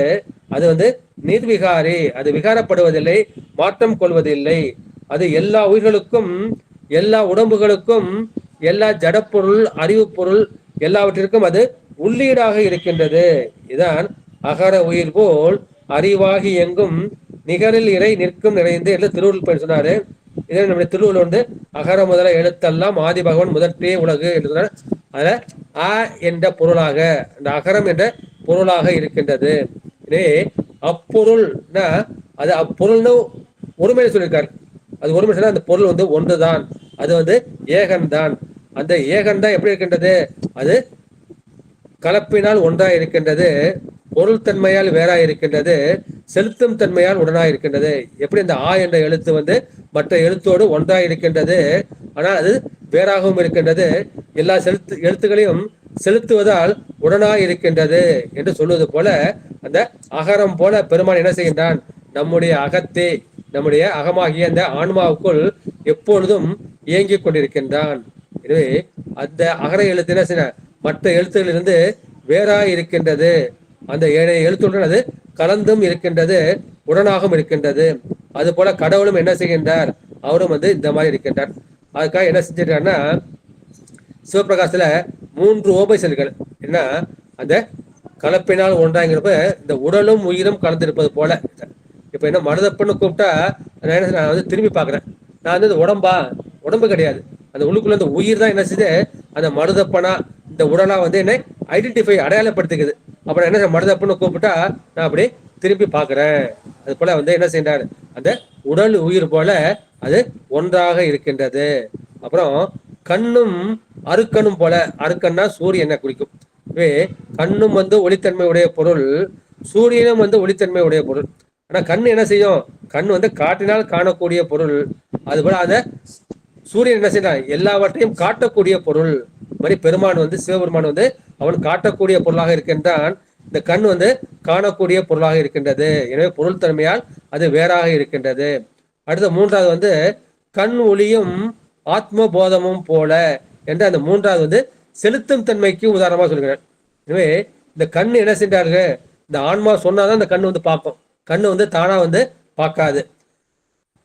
இப்ப நான் கண்ணை முடிச்சிருக்கேன், என் முன்னாடி யாரோ போறாங்க, ஆனா அந்த ஆன்மா வந்து அது செலுத்தலைன்னா என்ன வந்து அதை பார்க்க முடியாது. அது போல பெருமான் என்ன செய்கின்றான்? அந்த உடல் உயிர் போல ஒன்றாக இருக்கின்றான், கலந்து இருக்கின்றான். அந்த கண்ணும் சூரியனும் போல அவன் காணக்கூடிய பொருளாகவும் காட்டக்கூடிய பொருளாகவும் இருக்கின்றான், வேறாக இருக்கின்றான். அந்த கண் ஒளியும் ஆன்ம அறிவும் போல அந்த ஆன்ம அறிவை செலுத்துபவனாக இருக்கின்றான் என்ற கருத்தை இந்த பாட்டுல அப்பொருள். எனவே இந்த அனுபூதி மான்களாகிய இந்த ஜீவன் முக்தர்கள் அந்த கடவுள் பொருள் என்ன பண்ணாங்க? நம்ம போல அவங்க வந்து பேசிட்டு இல்லை, அவங்க வந்து அதை ஆழ்ந்து அனுபவித்து ஆனந்தித்துக் கொண்டிருந்தார்கள். அந்த அனுபவம் வந்து அவங்களுக்கு பேரானந்தத்தை கொடுத்தது, சிவானந்தத்தை கொடுத்தது. எனவே அவர்கள் கடவுளை பற்றி பேச போகையில் அந்த பொருள் எப்படிது? அது கட்டற்றது, அதுக்கு வந்து பந்தம் கிடையாது, சுற்றற்றது. பெருமானை வந்து இப்படி சுட்டி காட்ட முடியாது. எனவே கட்டற்ற சுற்றற்ற அந்த கடவுளை அப்பொருள் என்று இவர் சொன்னார். அதை வடமொழியில் தத்து பொருள் என்று குறிப்பார்கள். எனவே இந்த அகரம் வந்து நெஞ்சரி சுட்டு என்று சொல்லியிருக்கின்றார்கள். எனவே இந்த வரைக்கும் நம்ம அப்பொருள்னா கடவுள்கிற இருக்காரு, அவர் தான் உண்மை பொருள், அவர் மாயைக்கு அப்பாற்பட்டவர். அவர் என்ன இந்த 36 தத்துவங்களை கடந்து இருக்கின்றார். நாதாந்தம், முதல்ல தோன்றியது நாதம், கடைசியாக தோன்றியது அந்த பிருத்திவி என்ற மண் தத்துவம். அந்த நாதத்தை கடந்து இருக்கின்றார். அவர் வந்து விகாரப்பட மாட்டார், மாறுபட மாட்டார், தோன்றி இருந்து மறையப்பட மாட்டார். அவர்தான் நிர்விகார பொருளாக இருக்கின்றார். அவர்தான் உயிரோடு ஒன்றாயும் வேறாயும் உடனாயும் இருக்கின்றார். அவர்தான் அவரை பற்றி பேசும் போதும் நினைக்கும் போதும் நமக்கு ஆனந்தத்தை கொடுக்கின்றார். அவர் சித்தத்தை தித்திக்கின்றார் என்ற இந்த கருத்தை சொல்வதற்காக அப்பொருள் என்று சொன்னார். அடுத்து வந்து அந்த பொருள் இரண்டாவது யாவரும் அறிவறிது அப்பொருள். இந்த யாவரும் அறிவறிவது என்ற அந்த கருத்தை வந்து இப்ப எடுத்துக்கலாம். மக்களுடைய அறிவு இருக்கிற நம்முடைய அறிவு, இது ஆன்ம அறிவு, அது வந்து சிற்றறிவு, சுட்டறிவு, சுட்டி காட்டினால்தான் வந்து அறிய முடியும். ரெண்டாவது வந்து அறிவித்தால் தான் அறியும். இப்ப திருவுந்தியார்னு ஒரு சாஸ்திரம் இருக்கு, அதுக்கு என்னுடைய ஆசிரியர் வந்து எனக்கு வந்து சொல்லி கொடுத்தார், அதை நான் உணர்ந்துகிட்டேன். நான் உணர்ந்தது உங்களுக்கும் சொல்றேன். ஏன்னா இந்த ஆன்மா வந்து என்ன செய்யுது, அறிவிக்க அறிவதுதான் இதன் இயல்பு. ஆனா பெருமானுடைய அறிவு எப்படி, அது வந்து முற்றறிவு. அந்த முற்றறிவு தான் என்ன செய்யும், இந்த சிற்றறிவுக்கு இது அறிவிக்கும். எனவே நம்ம வந்து 3 நிலையில இருந்தோம். ஒண்ணு வந்து கேவல நிலை, இரண்டாவது சகல நிலை, மூன்றாவது வந்து சுத்த நிலை.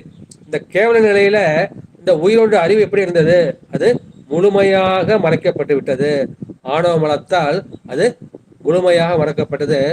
ஆணவ மலத்தின் ஆவரண சக்தி என்கின்ற மறைப்பு சக்தியால் அந்த ஆன்ம அறிவு முழுமையாக மறைக்கப்பட்டதால் அந்த ஆன்மாவுக்கு ஆன்மாவாகிய அறிவு பொருளாக நான் இருக்கிறேன் என்ற உணர்வு இருக்கிறது.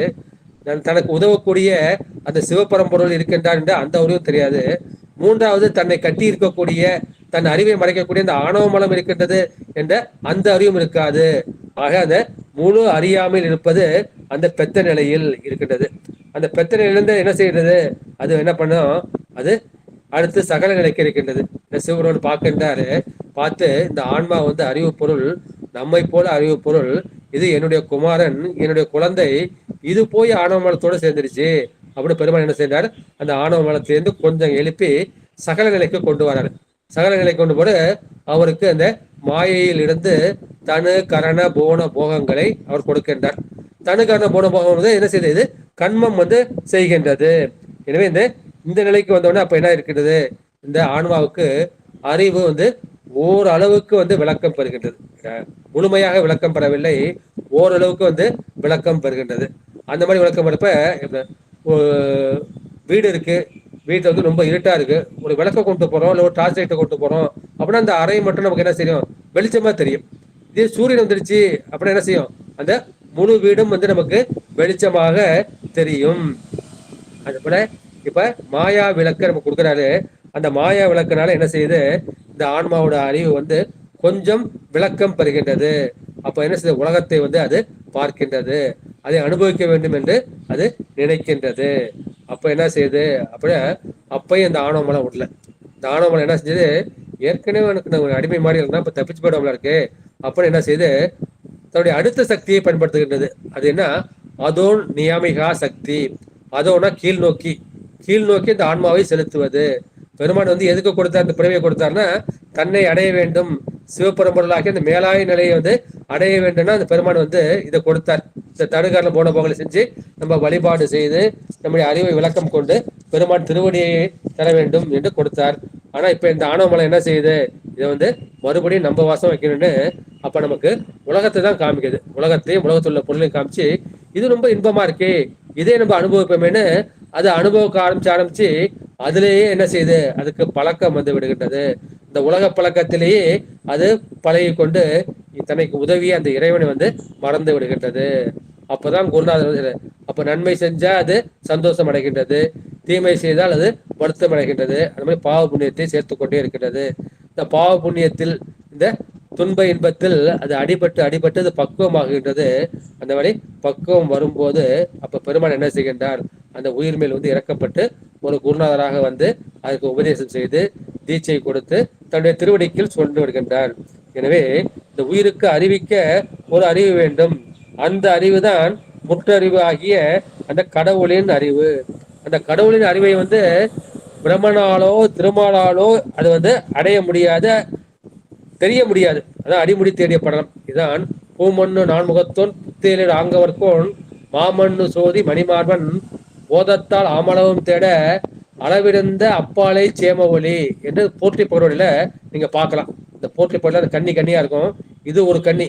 பூமண்ணு நான்முகத்தோன், இந்த தாமரை போல் இருக்கின்ற 4 முகங்களை கொண்ட அந்த திருமால். புத்தேலர் ஆங்கவர் கோன், புத்தேலர் என்பது தேவலோகத்தை குறிக்கும். அவர்களுக்கு தலைவனாகிய அந்த இந்திரன். மாமண்ணு சோதி மணிமார்பன், இந்த திருமகளை மார்பில் வச்சிருக்கக்கூடிய அந்த திருமால். அவர்களெல்லாம் போதத்தால் தங்களுடைய அறிவால் ஆமளவும் தேட தேடிட்டே இருக்காங்க. அளவிடந்த அப்பாலை சேம ஒளி, அந்த ஒளியை வந்து யாராலும் பார்க்க முடியாது. அடிமுடியை அகலம் நிகழத்தை நம்ம பார்க்க முடியலங்க அந்த படம். ஏன்னா அவங்கெல்லாம் நம்ம விட பெரியவங்க. திருமால், பிரம்மன், இந்திரன்லாம் நம்மை விட பெரியவர்கள், பெரிய பதவியில் இருக்கக்கூடியவர்கள், பெருமானுக்கு பக்கத்திலே இருக்கக்கூடியவர்கள். அவர்களாலேயே அறிய முடியும்னா நம்மை போல சிற்றறிவுடையவர்களால அதை எப்படி வந்து காண முடியும்? காண முடியாது. அதுக்காக தான் இது யாவரும் வந்து அறிவு அறியுது என்று அந்த வருஷம். அப்புறம் என்ன செஞ்சோம்? இதை வந்து நீ ஆராய வேண்டாம், இதை நீ அறியவே வேண்டாம், இது நீ அனுபவிக்க வேண்டும். ஆன்மா பிறந்த எது? இந்த சிவத்தை அனுபவிப்பதற்கு தான். எனவே அது அறிவதற்கோ ஆராய்வதற்கோ உரிய பொருளால். எனவே யாவரும் அறிவு அரிது, அறிவதற்கு அரியவன். யாவரும் அறிவறியான் எமக்கு எளியான் என்று சொல்லியிருக்கின்றார்கள். தேவர் கனாவிலும் கண்டறியா என்று மாணிக்கவாசகர் சொல்வார். கனவிலும் தேவருக்கு அறியாய் போற்றி, நனவில் நாயேற்கு அருளினை போற்றி என்று மாணிக்கவாசகர் தன்னுடைய அனுபவத்தை வந்து சொல்லியிருக்கின்றார்கள். தேவர்களை விட இந்த மானுட ஜென்மத்தில் அந்த பக்தர்களுக்கு பெருமான் வந்து மிகவும் பிடித்தமானவன். பக்தர்களை தேடியவன் வருகின்றான். வந்து அவன் அறிய முடியாதவன் இல்லை, வந்து அறிவதற்கு அரியவன். முடியாதவன் அந்த பொருளே இல்லைன்னு ஆய்ப்படும். பெருமான் வந்து இருக்கின்றான், ஆனா அவனை அறிவது அரியது என்ற கருத்தை வந்து இந்த பாட்டுல வந்து சொல்லியிருக்கின்றார். மூன்றாவது, அந்த கடவுள் வந்து எப்படி இருக்கின்றார்? அவர் வந்து அகலமாக இருக்கின்றார். அகலம்னா உருவமற்று இருக்கின்றார் என்ற கருத்தை பார்க்கிறோம். நம்ம இந்த பிறப்புல நம்ம பண்றோம், இன்ப துன்பத்தில் கட்டுப்பட்டு இருக்கின்றோம். நம்ம என்ன சொல்றோம்? கேவல நிலையில் அந்த மூலமலமாகிய ஆணவமலத்தில் முழுமையாக கட்டுப்பட்டு கிடந்தோம். அப்போது அந்த கேவலத்திலையும் சரி சகலத்திலையும் சரி நமக்கு என்ன இருக்கின்றது அப்படின்னா நமக்கு துன்பம் தான் மிகுதியாக இருக்கின்றது. எனவே துன்பம் என்பது என்ன? அது விருப்பு வெறுப்பின் பயனாக கிடைக்கின்றது. நம்ம விரும்பிய பொருள் கிடைக்கல வச்சுங்க, அது மேல நமக்கு வெறுப்பு வந்து விடுகின்றது. அந்த விருப்பு வெறுப்பு எதனால் வருகின்றது? அது ஆணவ மலத்தால் வருகின்றது. எனவே நமது உயிரை மலக்கட்டு பந்தித்தது போல நாம் அடைந்துள்ள அந்த பிறப்பை நமக்கு என்ன செய்கிறது? நமக்கு மலபந்தம் இருக்கின்றது. ஆணவம், கண்மம், மாயை என்கிற அந்த கட்டு, அந்த பந்தம் உள்ளது என்பதை நமக்கு குறிக்கின்றது. நமக்கு என்ன வேண்டும்? நமக்கு என்ன? எனக்கு துன்ப கலப்பு இல்லாத இன்பம் வேண்டும். எனக்கு துன்பம் வேண்டாம், இன்பம் தான் வேண்டும். அந்த இன்ப நிலை எங்க இருக்கும்? அந்த இன்ப நிலையாக ஆனந்த பொருளாக இருப்பது அந்த இறைவன். எனவே துன்பம் என்பது பந்தம். எனவே இறைவனுக்கு இருக்கக்கூடிய அந்த இன்பம் என்பது பந்தம் இன்மை. எனவே இறைவன் வந்து பந்தம் இல்லாதவன். அவன் வந்து நிமலன், அமலன், விமலன். எனவே அவன் ஆனந்தமயமாக இருக்கின்றான். அவன் ஆனந்த தாண்டவத்தை புரிந்து கொண்டே இருக்கின்றான். நாமும் அந்த ஆனந்தத்தை அடைய வேண்டும். பெருமானும் அந்த ஆனந்தத்தை கொடுப்பதற்காக விரும்புகின்றான். எனவே அந்த இறைப்பொருள் வந்து யாராலும் கட்ட முடியாது, அது கட்டுப்பட்டது அன்று. அது வந்து யாருக்கும் அடிமை இல்லை. ஆனா நாம் என்ன செய்யணும்? நாம் வந்து அடிமை பொருள், பெருமானுக்கு அடிமை பொருள். இந்த உலகத்திலே நம்ம என்ன செய்யறோம்? ஒரு ஆபீஸ்ல வேலை பார்த்தோம்னா அந்த பாஸுக்கு நம்ம அடிமையா இருக்கின்றோம். வீட்டுல வந்து கணவன் மனைவிக்கோ, மனைவி கணவனுக்கோ ஒரு அடிமையாக இருக்கின்றார்கள் இல்லையா? அதனால்தான் நம்முடைய இவரு தாமார்க்கும் குடியல்ல தன்மையான சங்கரன் நற்சங்க வெண்கொலை ஒரு காதில் கோமார்க்கு நாம் என்றும் மீளா ஆளாய் பொய்மலர் சேவடி இணைய குறுகினோம் என்று அப்படிப்படுமான்னு சொல்வார். இன்பமே என்னாலும் துன்பம் இல்லை. இது வந்து நாவுக்கரசர் பாட்டு. அது மீளா அடிமை உமக்கே ஆளாய் பிறரை வேண்டாதே, இது சுந்தரனுடைய பாட்டு. நம்மளே பெருமானுக்கு நம்ம என்ன செய்ய வேண்டும்? நான் மீளா அடிமையாக மாற வேண்டும். இந்த ஜென்மம் இல்லை, எந்த ஜென்மம் எடுத்தாலும் சரி, நம்ம ஜீவன் முக்தி அடைஞ்சாலும் சரி, நாமே சிவமான ஆனாலும் சரி, அப்போது நாம் பெருமானுக்கு அடிமைதான் என்பதை நாம் புரிந்து கொள்ள வேண்டும். சித்தமலம் அடுத்து சிவமாக்கி என்னை ஆண்ட. நம்ம வந்து பெருமான் என்ன செஞ்சாரு, என்னை சிவமாக்கிட்டாரு. சிவமாக்கினா அவர் வந்து என்னை ஆண்டு கொண்டிருக்கின்றார் என்று மாணிக்கவாசகர் வந்து சொல்லி இருக்கின்றார். ஏன்னா அவர் தான் வந்து அந்த ஆனந்த அனுபவத்தை கொடுத்து கொண்டிருக்கின்றார். ஆன்மாவாகிய நான் அந்த ஆனந்த அனுபவத்தை நான் அனுபவித்துக் கொண்டிருக்கின்றேன். அப்போது பெருமான் என்ன செய்யறார், உருவத்தோடு இருந்தா ஒரு எல்லை வந்துடும். அதனால என்ன செய்யறார், அவர் அகலமாக இருக்கின்றார். ஒருத்தன் வந்து சிறைக்குள்ள இருக்கிறான், சிறைக்குள்ள இருந்தானா அவனை மீட்கிறதுக்கு என்ன செய்யணும், வெளிலேருந்து ஒருத்தன் வந்துதான் அந்த சிறை கதையை உடைத்து அல்லது திறந்து அவனை மீட்க வேண்டும். அவன் பெருமான் வந்து எப்படி இருக்கின்றான், அவன் சுதந்திரனாக இருக்கின்றான். இந்த ஆன்மா வந்து ஆணவம் கண்மம் மாயையில் சிறைப்பட்டு கிடக்கின்றது. இந்த ஆன்மா கண்மம் மாயை என்ற சிறையை நீக்கி பெருமான் நமக்கு விடுதலையை கொடுக்கின்றான். அந்த விடுதலை தான் நமக்கு வீடு பேரு. பெருமான் வந்து 2 இலக்கணம் இருக்கின்றது. ஒண்ணு சொரூப இலக்கணம் என்கின்ற உண்மை இலக்கணம், இரண்டாவது தடத்த இலக்கணம் என்கின்ற பொது இலக்கணம். அந்த சொரூப இலக்கணத்தில் பெருமான் எப்படி இருக்கின்றார், அவர் வந்து சத்து சித்து ஆனந்தமாக இருக்கின்றார். அதான் சச்சிதானந்தம் சச்சிதானந்தம் சச்சிதானந்தம் சில பேர் சொல்லிக்கிட்டே இருப்பாங்க. அப்படின்னா பெருமான் வந்து சத்தாகிய உள்பொருளாகவும் சித்தாகிய அறிவு பொருளாகவும் ஆனந்தம் என்கின்ற அந்த இன்பப் பொருளாகவும் இருக்கின்றான் என்று சொல்லியிருக்கின்றார்கள். எனவே இந்த சத்து வந்து எப்போதும் உள்ளது, சித்து வந்து அது அறிவு பொருள், முற்றறிவு பொருள், பேரறிவு பொருள். அந்த பேரறிவு பொருளை சிற்றறிவு பொருளாக நாம் அறிய முடியாது. ஆனால் யாவரும் அறிவறிவது என்பது அந்த சித்தத்தன்மையை குறிக்கும். அது அகலமா என்ற சொல் வந்து பெருமான் ஆனந்தமாக இருக்கின்றான். அதான் சத்து சித்து ஆனந்தத்தை அகலமா யாரும் அறிவறிது அப்பொருள் என்ற அந்த சொரூப இலக்கணத்தை வந்து இந்த முதல் வரியில் சொல்லியிருக்கின்றார். அந்த மூன்றும் கொண்டதுதான் அந்த பரிபூரண நிலை. இதுதான் வந்து நமக்கு சச்சிதானந்த நிலை. இந்த சச்சிதானந்த நிலையை அடைவதுதான் நம்முடைய வாழ்வின் முடிந்த நோக்கமாக நாம் கொள்ள வேண்டும். எனவே இந்த ஆனந்தத்தை விட சிறந்த மங்களம் இல்லை. பெருமானுக்கு வந்து சிவம் என்றாலே மங்களம் என்று பொருள். நமக்கு மங்களத்தை செய்பவன் பெருமான் வந்து பல ஊர்களில் மங்களக்குடிங்கிற பேர்ல இருக்காரு, மங்களநாதன்கிற பேர்ல வந்து இருக்கின்றார். எனவே இந்த ஆனந்தத்தை விட சிவத்தை விட ஒரு சிறந்த மங்களம் வேறு இல்லை. இந்த சிவமங்கலத்தை நான் வந்து அடைய வேண்டும். இதனால இந்த முதல் பாட்டுக்கு வந்து அகலமாய் யாரும் அறிவறிது அப்பொருள் என்கின்ற அதற்கு வந்து விளக்கத்தை வந்து இதுவரைக்கும் பார்த்தோம். இந்த கருத்தை நீங்க சொன்னீங்கன்னா எல்லாருமே ஏத்துக்குவாங்க. நம்ம சைவ சமயம் மட்டும் இல்ல, மற்ற சமயம் ஏத்துவாங்க. பெருமாளுக்கு வந்து உருவம் கிடையாது அப்படின்னா எல்லா மதத்தையும் ஏற்றுக்கூடாது. எல்லா மதத்துக்கும் அது பொதுப்பட அமைந்திருக்கின்றது. அது சிவத்துக்கு சைவத்துக்கு நமக்கு சிறப்பாக அமைந்திருக்கின்றது. பெருமாளுடைய பெருமை நாம் தானே அறிய முடியும். நாம் தானே சிவகுமாரர்கள், அவர்களும் சிவகுமாரர்கள் தான். ஆனா அவங்க வேட வேலையில் இருக்காங்க. நம்ம என்ன வேட வேலை விடுபட்டு நம்ம இங்க வந்துட்டோம். அடுத்த வரி சகலமாய் வந்தது என்று பொருள். சகலமாய் வந்தது என்ன சொல்ற, அவரு ஆச்சாரியனாக வந்தது. உயிர்கள் வந்து உயிர்களை ஜீவர்கள் சொல்லுவாங்க. அந்த 3 வகை ஜீவ வர்க்கம்னு ஒரு பாட்டு இருக்கு இல்ல. அந்த 3 வகை ஜீவ வர்க்கம் என்ன, ஒண்ணு வந்து விஞ்ஞான கலர், ஒரு மலம் மட்டுமுடைய அந்த விஞ்ஞான கலர். இரண்டாவது வந்து பிரளய கலர், அது வந்து இருமலம். விஞ்ஞானருக்கு வந்து ஆணவம் மட்டும் உண்டு, இந்த பிரளயருக்கு ஆணவம் கண்மம் என்ற 2 உண்டு. சகலருக்கு வந்து 3 மலம் உண்டு, ஆணவம் கண்மம் மாயை. ஒரு மலம் மட்டுமுடைய விஞ்ஞான கலர், இருமலமுடைய பிரளயா கலர், 3 மலமுடைய சகலர் என்று 3 வகை அந்த ஜீவ வர்க்கம். இந்த பரம்பொருளுடைய அந்த திருவருள் இருந்தால்தான் அந்த விஞ்ஞான கலர் பிரளயா கலர் சகலர் 3மே இன்ப நிலையை இயக்கூடும்.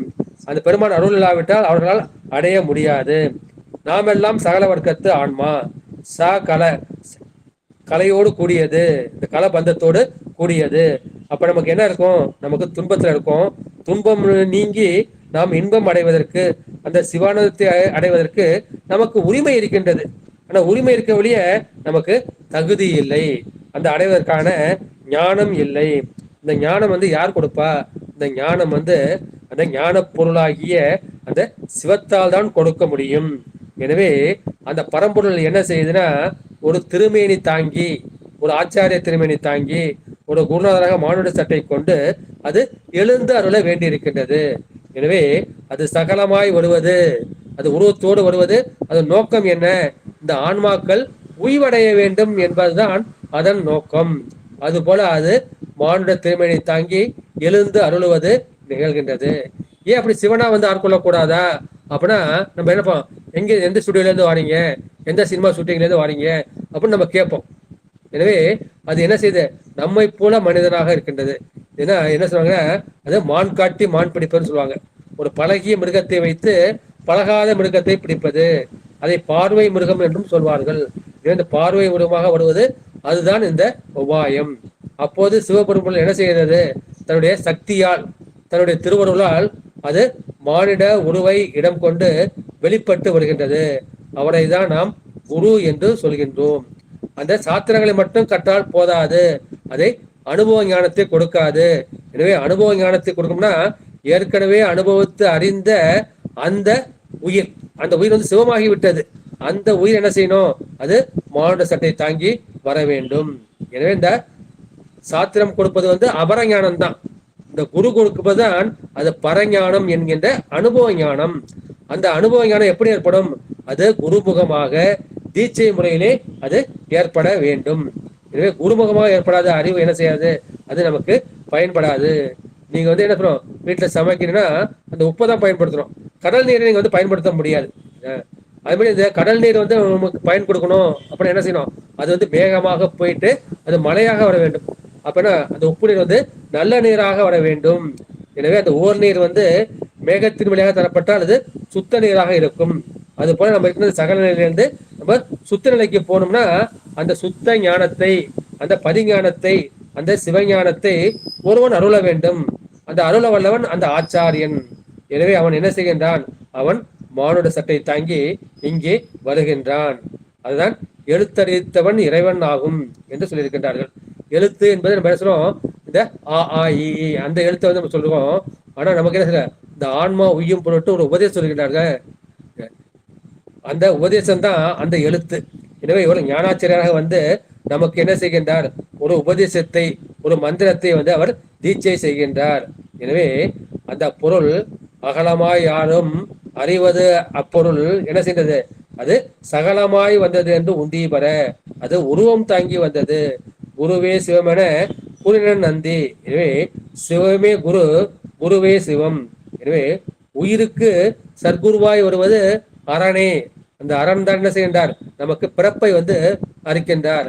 அற அற என்ன அறியது ஒன்று இல்லை, அற அற என்ன அறிகிலர் மாந்தர், அற அற என்ன அறிவரும் அமரரும் ஆவார், அற அற என்ன அரும் பிறப்பு அன்றே. இப்படி பிறப்பை அறுப்பதற்காக அவர் வருகின்றார். அப்ப எப்படி இந்த தாமரை மலர் வந்து சூரியனுக்காக காத்து கொண்டிருக்கின்றது. அது மலரக்கூடிய பக்குவத்துக்கு வந்துச்சு. ஒரு சூரியன் வந்தா என்ன செய்யும்? இந்த தாமரை டப்புன்னு வந்து அது மலர்ந்துடும். அது போல இந்த மயில் என்ன செய்யுது? எப்ப அந்த கருமேகம் வரும்னு காத்துக்கிட்டு இருக்கோம். அந்த கருமேகம் வந்தால் அது என்ன செய்யும்? அது வந்து நடனம் ஆடும். அது போல அந்த குரு வரும்போது நம்முடைய ஆன்மா என்னும் இந்த ஆன்மா ஆகிய தாமரை மட்டும் வந்து மலரும். இந்த ஆன்மா ஆகிய மயில் வந்து அது ஆட ஆரம்பிக்கும். எனவே அந்த பொருள் சகலமாய் வந்தது எதற்காக? அது அருள் புரிவதற்காக வந்தது என்று சொல்லியிருக்கின்றார்கள். அடுத்து தானாக தந்தது என்று உந்தி பெற. பெருமான் வந்து மாயைக்கு அப்பாற்பட்டவன், மாயாதீதன். அந்த சிவபரம்பொருள் நாம் வந்து மாயைக்கு உட்பட்டவர்கள். இந்த சகல வர்க்கத்து ஆன்மாக்கள் நாம் ஈடேறும் பொருட்டு பெருமான் வந்து உருவாக வந்தான். அதை தான் இந்த மூன்றாவது தானாக தந்தது என்று உந்திய பெற அந்த பொருள் சொல்கிறார். இதே நம்முடைய உயிர் வந்து என்ன செய்கிறது? ஆணவம் என்னும் மூல மலத்தால், சகஜ மலத்தால், இருள் மலத்தால் கட்டுப்பட்டுள்ளது. கட்டுப்பட்டதை என்ன செய்யறது? பெருமான் வந்து நமக்கு மாயையை கொடுக்கின்றார். மாயையாக 36 தத்துவங்களை கொடுத்தவன நமக்கு தனு கரண போன போகம் வந்து இருக்கின்றது. அது கொடுத்தாலும் என்ன செஞ்சது? இந்த ஆன்ம அறிவு வந்து அதோனிமேக சக்தியால் மறைக்கப்பட்டு இருக்கின்றது. அது போல நம்ம பல பிறவைகளில் பல வினைகளை செய்து இருக்கின்றோம். அந்த ஏற்கனவே செய்த வினைகளால் சஞ்சீதம். அந்த சஞ்சீதத்திலிருந்து ஒரு மூட்டையை பெருமான் கொடுத்துட்டார். இந்த பிறவிக்கு நீ அனுபவிக்க வேண்டியதுன்னு அது பிராரப்த கண்மம். அந்த பிராரப்த கண்மத்தை நம்ம செய்யும் போதே நமக்கு என்ன செய்யறது? மேற்கொண்டு வினை வந்து ஏறுகின்றது. அது ஆகாமியம். எனவே இந்த ஆன்மா என்ன செய்கின்றது? சஞ்சிதம், பிராரப்தம், ஆகாமியம் என்ற அந்த கர்ம சூழலில் அது சுழண்டு கொண்டே இருக்கின்றது. அப்போது ஆன்மாவுக்கு என்ன செய்யணும்? இதை உணர்த்த வேண்டியிருக்கின்றது. உணர்த்தி என்ன செய்யணும்? அந்த சஞ்சிதத்தை அது ஒழிக்க வேண்டும். அடுத்து என்ன? பிராரப்தத்தை நீ வந்து புசிக்க வேண்டும். பிராரப்தத்தை அனுபவித்தான் தீர்க்கணும். அதை அனுபவிக்காம தீர்க்க முடியாது. ஆனா பிராரப்தம் என்ன செய்வோம்? அது நமக்கு பெருமாள் வந்து லேசா ஆகும். நம்ம கால் முறிகிற மாதிரி ஒரு காயம் ஏற்படும் இருக்கும். ஆனா என்ன, ஒரு கல் மேலும் போது கீழே விழுது கால் முறிகிற மாதிரி நமக்கு ஒரு கர்மா இருக்கும். ஆனா பெருமான்கிட்ட நம்ம வந்தோடனே என்ன செய்யும்? இந்த கல் என்ன செய்யும்? காலில் போய் பட்டுடும், கல் தீண்டிடும். அப்ப நம்ம என்ன செய்வோம்? ஒரு சின்ன சிராய்ப்பு காயத்தோடு தப்பிச்சுக்குவோம். அதுதான் பெருமானை சேர்க்கிறதால எப்படி இருந்தாலும் இந்த பிராரப்தத்தை நம்ம அனுபவிச்சுதான் ஆகணும். இதே பிராரப்தத்தை அனுபவிக்க வேண்டும். அடுத்து என்ன, இந்த ஆகாமியம் வந்து ஏறா வண்ணம் மேற்கொண்டு ஆகாமியம் என்ன செய்யும், அது மறுபடியும் சஞ்சீதத்துல சேரும், வினை மூட்டை பெருசா போகும், மறுபடியும் பிறவை எடுத்து பிராரப்தம் வரும். எனவே பெருமான் என்ன செய்கின்றார், அந்த மூலமாகி சஞ்சீதத்தை வந்து அறுக்கின்றார். இந்த பிராரப்தை வந்து புசிக்கும் போது அது அதிக அழுத்தம் இல்லாமல் அது வந்து உடல் ஊழாய் கழியும்னு சொல்லுவாங்க. உயிருக்கு வந்து எந்த துன்பமும் ஏற்படாது, உடல் ஊழாய் கழியும். உடலுக்கு வருது அந்த மனசுக்கு தெரியாது, ஆன்மாவுக்கு வந்து தெரியாது, அது போல வந்து போயிடும். அப்ப என்ன செய்யும், நமக்கு ஆகாமியம் வந்து ஏறாது. அதுக்கு என்ன செய்யணும், அதுக்கு இந்த ஆன்மா வந்து பக்குவம் அடைஞ்சிடும். பக்குவம் அடைஞ்சாதான் என்ன செய்வார், பெருமான் வந்து அருள் செய்வார். அந்த பக்குவம்னா என்ன செய்யணும், அந்த மனம் வந்து பரிபாக வேண்டும். அந்த ஆணவ மனம் வந்து அந்த வலிமை வந்து குறைய வேண்டும். இரண்டாவது இருவினை ஒப்பு. நமக்கு வந்து சந்தோஷம் வந்து துளி குதிக்கக்கூடாது, வருத்தம் வந்து வாழிடக்கூடாது. அந்த இரண்டையும் வந்து சமமாக பார்க்க வேண்டும். இது எல்லாம் வந்து நான் ஏற்கனவே செய்த வினைக்காக பெருமான் வந்து எனக்கு கொடுத்திருக்கின்றான். இதை நான் அனுபவிக்க என்னுடைய வினை வந்து கழிகின்றது. அந்த மாதிரி நினைக்கிறப்ப என்ன செய்யும், நம்முடைய வந்து இந்த இருவினை ஒப்பு வந்து வந்துவிடும். அப்ப என்ன செய்யும், அப்ப செய்யறது நான் கிடையாது, செய்யறது எல்லாம் செய்யறது அந்த சிவன் தான். இந்த சிவன் தான் எனக்கு வந்து பிறப்பை கொடுத்தான், அவன் தான் என்னை தாயாக வளர்த்தான், என்னை தந்தையாக பாதுகாத்தான், அவன் தான் எனக்கு அந்த மாதிரி ஒரு பக்குவம் வந்துடும். அப்ப என்ன செய்யும், சத்தினி பாதம் நடக்கும். சத்தினி பாதம் இந்த இது வரைக்கும் துரோதான சக்தி இருந்தது, அருள் சக்தியா மாறி இந்த ஆன்மாவுக்குள்ள வந்து ஒரு வீழ்ச்சி போல மேல விழுந்துகிட்டு இருக்கும். அந்த மாதிரி நமக்கு என்ன செய்யும், அந்த சத்தினி பாதம் அது வந்து வந்தோம்னா அது மந்தம் மந்ததரம், தீவிரம் தீவிரதரம். அந்த தீவிரதரம் வந்துருச்சு வச்சுங்க, உடனே பெருமான் வந்து ஒரு நிமிஷம் கூட வெயிட் பண்ண மாட்டான், உடனே ஒடியாந்து நமக்கு வந்து தீட்சை கொடுப்பான். அதுதான் ஆன்மா வந்து பக்குவம் அடையுது. எப்ப பக்குவம் அடையுது, எப்ப அந்த தாமரை மொட்டு பக்குவம் அடையுது, டக்குன்னு மலரும். இந்த ஆன்மா பக்குவம் ஆயிடுச்சுன்னா உடனே குருநாதராக குருவடிவோடு எழுந்தள்ளி நமக்கு அன்பு வைத்து நமக்களை தீட்சைகளை செய்து என்ன செய்கின்றார், நம்முடைய மும்மலத்தையும் நீக்குகின்றார். நீ வந்து அப்பா நீ வேடகுமாரன் கிடையாதுப்பா, நீ சிவகுமாரன், என்னுடைய மகன், நீ போய் வேடட்ட போய் இது வரைக்கும் வளர்ந்துட்டு இருந்த, இனிமே என் மகனா நீ வளர்ந்துக்கப்பா அப்படின்னு அந்த பதிஞானத்தை கொடுத்து அப்ப என்ன செய்யும், நமக்கு இந்த பிரபஞ்சம் இந்த உலகம் வந்து மறந்து போயிடும். உலகம் மறந்துட்டு நமக்கு என்ன செய்யும், சிவம் மட்டுமே காட்சி கொடுக்கும். அதுதான் சிவஞானம் அல்லது பரஞானம் பெற்றதன் பயன். பரஞானத்தால் பரத்தை தரிசித்தோர் பரமே பார்த்திருப்பார், பதார்த்தம் பாரார். உலகத்தை பார்த்தாலும் அங்க சிவன் தான், ஒரு மரத்தை பார்த்தாலும் சிவமா தெரியும், ஒரு மாட்டை பார்த்தாலும் சிவமா தான் தெரியும். அந்த மாதிரி இருக்கும். அது பற்றி அவர் என்ன செய்கின்றார், அது வந்து தானாக தந்தது என்று முந்தி பெற. இந்த ஆன்மாவுடைய பக்குவம் அடைந்த பெருமான் தானாக தருகின்றான். நான் என் முயற்சியால் என்ன செய்யல, பெருமான் தான் என்னை முயற்சி செய்த வைத்தான், எனக்கு தான் பெருமான் தான் பலன் கொடுக்கின்றான், இதை தானாக தந்தான் என்று இந்த பாட்டுல சொல்லியிருக்கின்றார்கள். எனவே இந்த பாட்டுல 3 கருத்துகள் சொல்லப்பட்டிருக்கின்றது. என்னது, அது கடவுள் ஒருவர் உண்டு, இரண்டாவது வந்து அவர் குருவாக வந்து அருள் செய்கின்றார், மூன்றாவது என்ன செய்கின்றார், நம்முடைய பக்குவத்தை பார்த்து அவருக்கு நமக்கு உபகாரம் செய்கின்றார் என்று அந்த கருத்தை வந்து இந்த பாட்டுல வந்து சொல்லியிருக்கின்றார்கள். அந்த குரு வந்து எப்படி இருக்கின்றார், அதுக்கப்ப அதுக்கு 2 உயரம் சொன்னாங்க. ஒண்ணு வந்து மாற்ற நியாயம், மர்க்கட நியாயம். மர்க்கடம்னா அந்த குரங்கை வந்து குடிக்கும். குரங்கு என்ன பண்ணும், கிளை வந்து தாவிக்கிட்டே இருக்கும். தாக்கிறப்ப இந்த குரங்கு குட்டி என்ன செய்யணும், அந்த தாய் அப்படியே இதுக்கு கட்டி பிடிச்சிக்கணும்.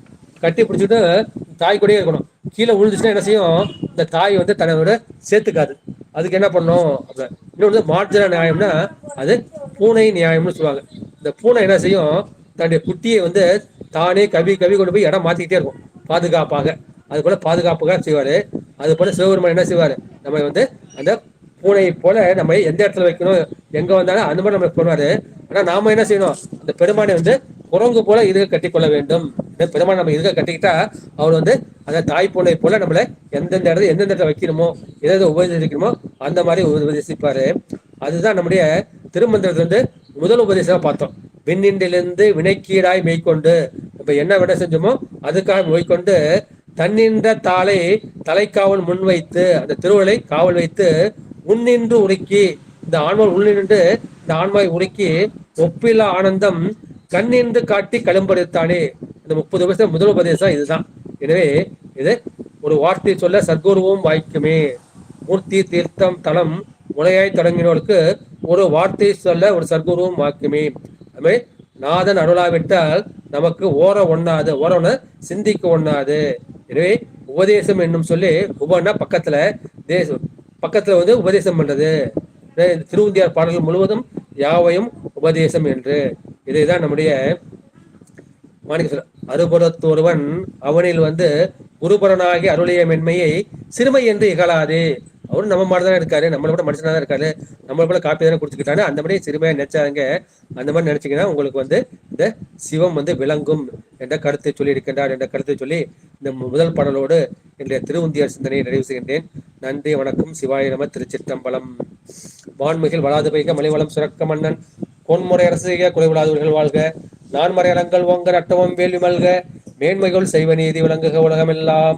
ஆறிரு தடந்தோல் வாழ்க அறுமுகம் வாழ்க வெற்பை கூடு செய்தனிவேல் வாழ்க குடம் வாழ்க செவ்வேல் ஏரிய மங்கை வாழ்க யானைதனங்கு வாழ்க மாறிலா வள்ளி வாழ்க. வாழ்க சீர் அடியாரெல்லாம், வாழ்க சீர் அடியாரெல்லாம், வாழ்க சீர் அடியாரெல்லாம் என்ற சீரடியார் பொற்பதங்களை வணங்கி இன்றைய திருவுந்தியார் சிந்தனை நிறைவு செய்கின்றேன். நன்றி, வணக்கம். சிவாய நம. திருச்சிற்றம்பலம். தெல்லையம்பலம். சிற்சபேசா சிவசிதம்பரம். சிவசுப்பிரமணியம் சிவசுப்பிரமணியம் சிவசுப்பிரமணியம்.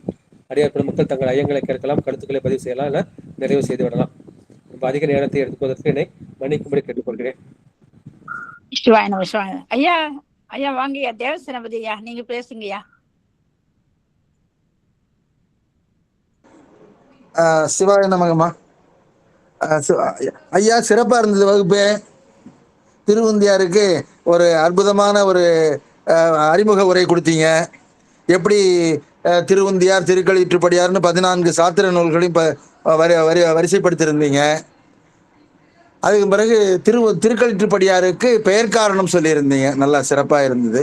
அதே போல் இந்த முதல்ல வந்து உருவம் இல்லாமல் இருக்கிற பெருமான், யாருக்கும் அறிவதற்கு அறிவாக அரிதாக இருக்கக்கூடிய அந்த பெருமான் வந்து நமக்காக நம் மீது கருணை கொண்டு உருவம் தாங்கி ஒரு குருமுகமாக வந்து நமக்கு தானே தனக்கு அவரை நாம யாரும் கேட்கல, அவங்களே நம்ம மீது கருணை கொண்டு வந்து தானாக தந்தது என்று உந்தீபரன்னு சொல்லிட்டு மாணிக்க வாசகர் திருவுந்தியார் வச்சிருக்கிற மாதிரி இவர் திருவுந்தியார்னு தனி நூலே எழுதியிருக்கிறாரு. 44 பாக்களை கொண்டதுன்னு சொன்னீங்க. ரொம்ப சிறப்பாக இருந்தது. மகளிர் விளையாட்டிலேயே சித்தாந்தத்தை சொல்லி கொடுத்த பெருமை நம்ம இவருக்கு, இந்த உய்யவந்து தேவநாயனாருக்கும் நம்ம மாணிக்கவாசகரை தான் சாரும். அவர் வந்து மேலும் இன்னும் திருப்பாவை திருப்பெருச்சுன்னம் அப்படி வெவ்வேறு வச்சிருந்தாரு, இவங்க திருவுந்தியாரை மட்டும் வச்சிருக்காங்க. மிகவும் சிறப்பாக இருந்ததுங்க. நல்ல அதோட இல்லை, அதை மட்டும் வச்சு இறைவன் உண்டு அப்படிங்கிறதுக்கு ஒரு பிரமாணம் மாதிரி ஆயிடுச்சு. இறைவன் எப்படி இங்கே வந்து இருந்திருக்கிறார் அப்படிங்கிறதுக்காகவும் பெருங்கருணை நம்ம உயிர்கள் மீது வைத்திருக்கிறார் அப்படின்னு சொல்லி மிகவும் சிறப்பாக இருந்தது. நல்ல கருத்துள்ள பயனுள்ள ஒரு மணி நேரமாக மிகவும் சிறப்பாக இருந்தது. நன்றிங்க, ரொம்ப சிறப்பு, வாழ்த்துக்கள், ரொம்ப நல்லா பண்ணியிருந்தீங்க. அதே போல நிறைய நூல்கள்ல இருந்து நிறைய எடுத்துக்காட்டு சொல்லியிருந்தீங்க, அங்கங்கேயும் எடுத்து. அதே மாதிரி சஞ்சிதம், பிராரத்தம், ஆகாமியம், வினைகள் எப்படி நமக்கு உடல் ஊழாய் கழியும் அப்படிங்கிறது எல்லாமே மிகவும் சிறப்பாக இருந்ததுங்க. ரொம்ப நன்றிங்க, நல்லா இருக்கு, சிறப்பு. மிகவும் நன்றி ஐயா. நல்லது. அம்மா ரெக்கார்ட் ஆஃப் பண்ணிக்கலாமா? சாருமதி அம்மா ரெக்கார்ட் ஆஃப் பண்ணிக்கங்க.